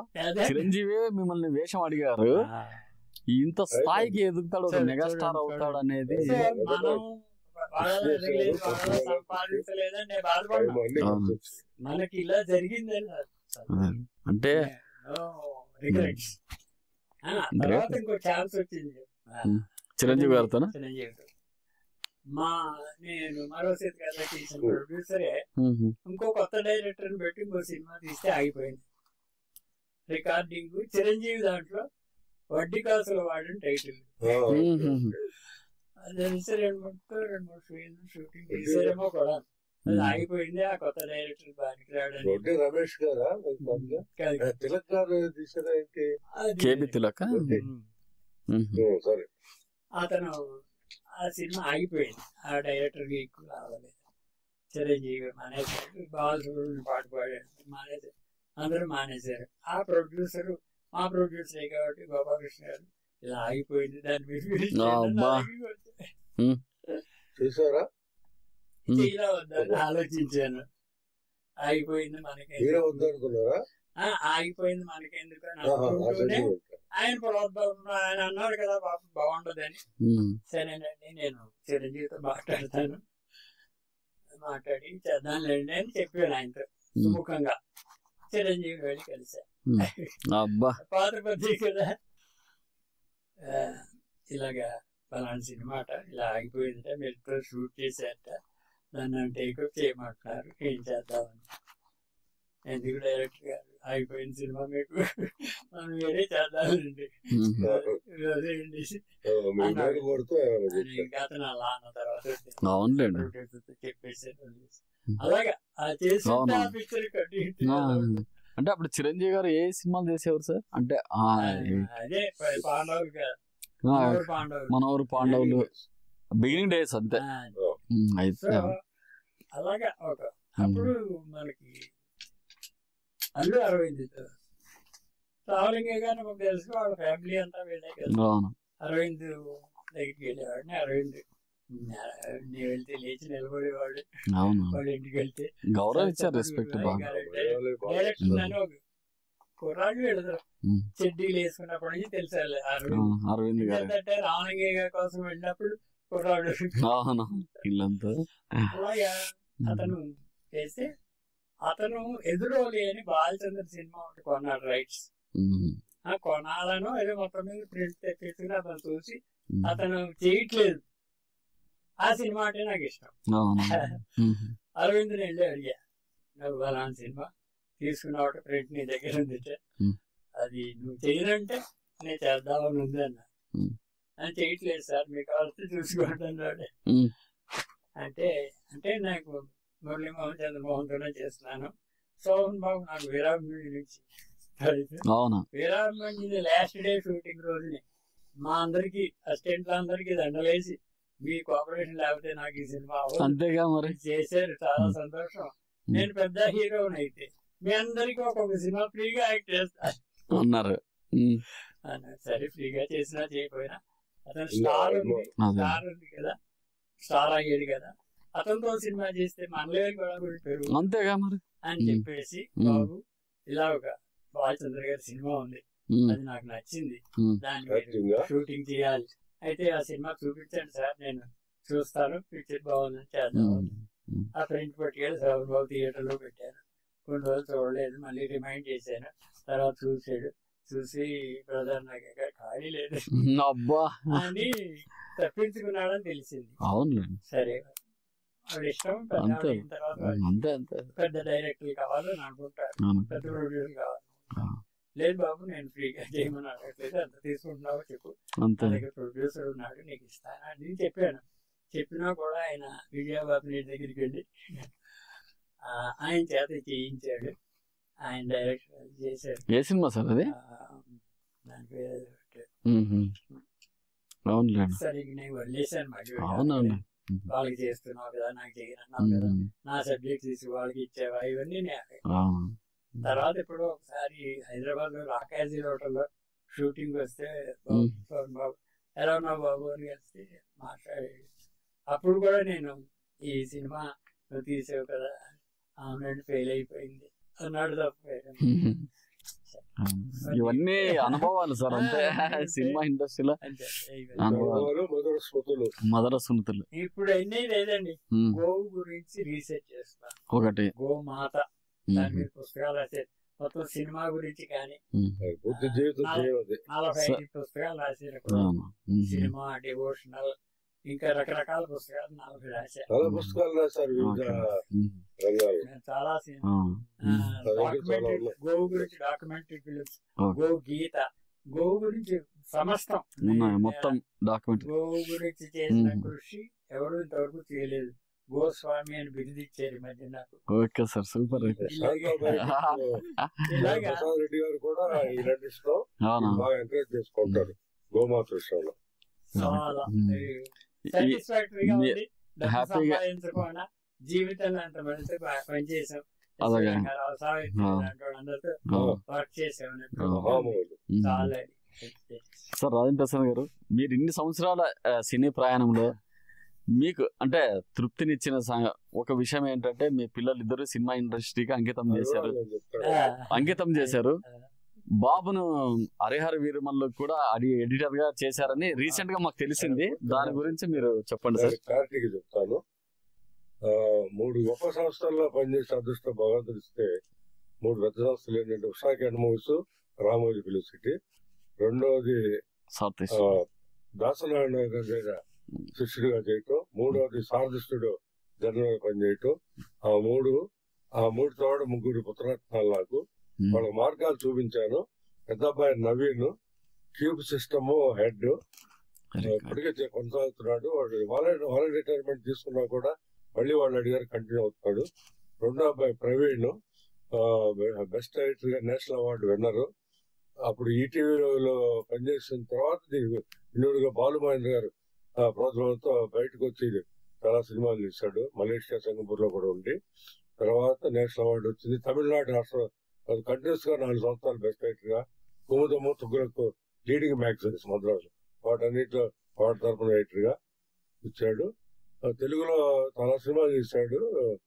నా ఊపిరి సినిమా నాగార్జున గారు, కార్తీక్ తీసిన సినిమా, మహేష్ బాబు గారి మహేష్ సినిమా వగైరా. లేటెస్ట్ గా హరిహర వీరమల్లు, తర్వాత సింగిల్ సినిమా. తెలుగులో కమిట్మెంట్స్ ఉన్నాయట నాకైతే క్లారిటీగా నేను అడగను, వాటి చెప్పడం పేపర్లో చూస్తాను. తర్వాత మూడో అబ్బాయి ప్రవీణ్ అని, వాడు డాక్టర్ అండి. మన హైటెక్ సిటీలోనే అమెరికన్ తెలుగు డాక్టర్ అమెరికన్ అంటే వాళ్ళ తరఫున ఇక్కడ ఆఫీసర్ చూసుకుంటున్నాడు. వీటన్నిటికీ మా శ్రీమతి పెంపకం, ఆవిడ ఆశీర్వచనాలు అన్ని కలిసి వచ్చినాయి. అలాగే మీలాంటి సన్నిహితులు అందరూ ఉంటాం. మా గోపాలకృష్ణ గురువు లాంటి వాళ్ళు అందరూ అందరికీ నా మహాత్మాకి నా ఉద్దేశం ఎక్కువ మానవ సేవ అండి. మాట అది చాలా మంది అలా ఏంటి ఇంత సీగా ఉంటాడు అది మానవ సేవ మహాసేవ పద్ధతిలో మనస్సు వాళ్ళని ఆకాశం ఎత్తుపట్టుని పొగుడుతాను. ఆ తప్పు చేశా అంటే ఎప్పుడైనా ఏడిస్తాను. దానికి చిన్న ఉదాహరణ చెబుతాను, మీరు యథార్థం. నేను శాశ్వత జన్మ అయినప్పుడు ఎస్ఆర్ నగర్ పరిధిలోకి వస్తుంది కదా, సిఐ గారు ఎప్పుడన్నా వాళ్ళ ఫ్యామిలీ పాడతా తీగ చూడేసినప్పుడు నాకు ఫోన్ చేసి అప్పుడప్పుడు అంతకుముందే పరిచయం శాశ్వత కూడా పరిచయం చేసుకునేవారు. అప్పుడు వచ్చేవారు. నా స్ట్రిక్ట్ వీళ్ళందరినీ ఎంప్లాయీస్ నీట్నెస్ అన్ని మెయింటైన్ చేయటం, వచ్చిన అతిథులు చక్కగా ఆ అతిథుల్లో కూడా తప్పు చేస్తే వాళ్ళు పంపించడం అన్ని చూసి ఒక రోజు కార్లో సార్ మీతో పని ఉంది ఒకసారికి వెళ్తా ఉన్నారు. సిఐ గారు నాతో రండి చెప్తానని చెప్పి ఎల్బీ స్టేడియంలో కాశ్మీర్ అయిపోయి ఉందండి. వెళ్ళి నేనేంటో అంటే అలా కాదండి నేనే కొనుక్కోవాలి. సార్ ఏంటి కొనండి సార్, మీరు సెలెక్ట్ చేయాలి సార్. ఒక స్టిక్స్ వరుసనే ఉన్నాయండి కాశ్మీర్ టేకుడ్ లో, దీనిలో సెలెక్ట్ చేయండి. ఇది బాగానే ఉందండి, మీకు అన్ని మీ పొజిషన్ గవర్నమెంట్ ఇస్తారు కదండి అంటే, కాదండి మీరు నా అతిథి, మీకు కొనాలని అన్ని స్టిక్ కొనిచ్చారండి. అది గత 20 సంవత్సరాల నుంచి నా జీవితం రెండో పార్టీగా కంటిన్యూ అవుతుందండి. చేత పట్టుకుని అన్ని సంస్థలు రిటైర్డ్ అయినా ఆ కళతో వెళ్తా ఉంటే మా బాపరెడ్డి గారు ఇక ఇప్పుడు పెనుసిటీ దగ్గర కైలాస్ కౌంటీలో శ్రీనివాసం ఉన్నారు దగ్గర అని చెప్పి ఇక్కడ బంజారాస్ లో ఆయన ఇల్లు ఉంది. అప్పట్లో నేను శాశ్వత అయినప్పుడు ఇద్దరు రాజేంద్ర వాకింగ్ వెళ్తా ఉన్నాం. పొద్దున్న నేను వెళ్ళాను 5:30 వచ్చారు. రోడ్డు బంజారాస్ నుంచి నేను మధురాల నుంచి వెళ్ళేవాళ్ళం. ఆ స్టిక్ పట్టుకుని నీ స్టిక్ కోసం నేను రమ్మంటానయ్యా, కుక్కల ఇబ్బందులు ఒకరోజు పొరపాటు మర్చిపోతే ఈ స్టిక్ లేకపోతే రావద్దయ్యా. అది సంతోషంగా ఇదండి క్లుప్తంగా గురించి. సార్ మీ ఎంతో విలువైన సమయాన్ని మాకు కేటాయించి మాకు ఎన్నో విషయాలు తెలియజేసినందుకు మీకు చాలా థ్యాంక్స్ అండి. మీ అందరూ ప్రత్యేకంగా తెలుగు ప్రొడ్యూస్ కౌన్సిల్ కి, ముఖ్యంగా ప్రసన్న గారికి, అలాగే సాగర్ మీకు, అలాగే మీ కొలీగ్స్ కి, అలాగే కెమెరామెన్ అశోక్ కి, మా శిష్యుడికి పేరున మా కృతజ్ఞతగా ఉన్నాను.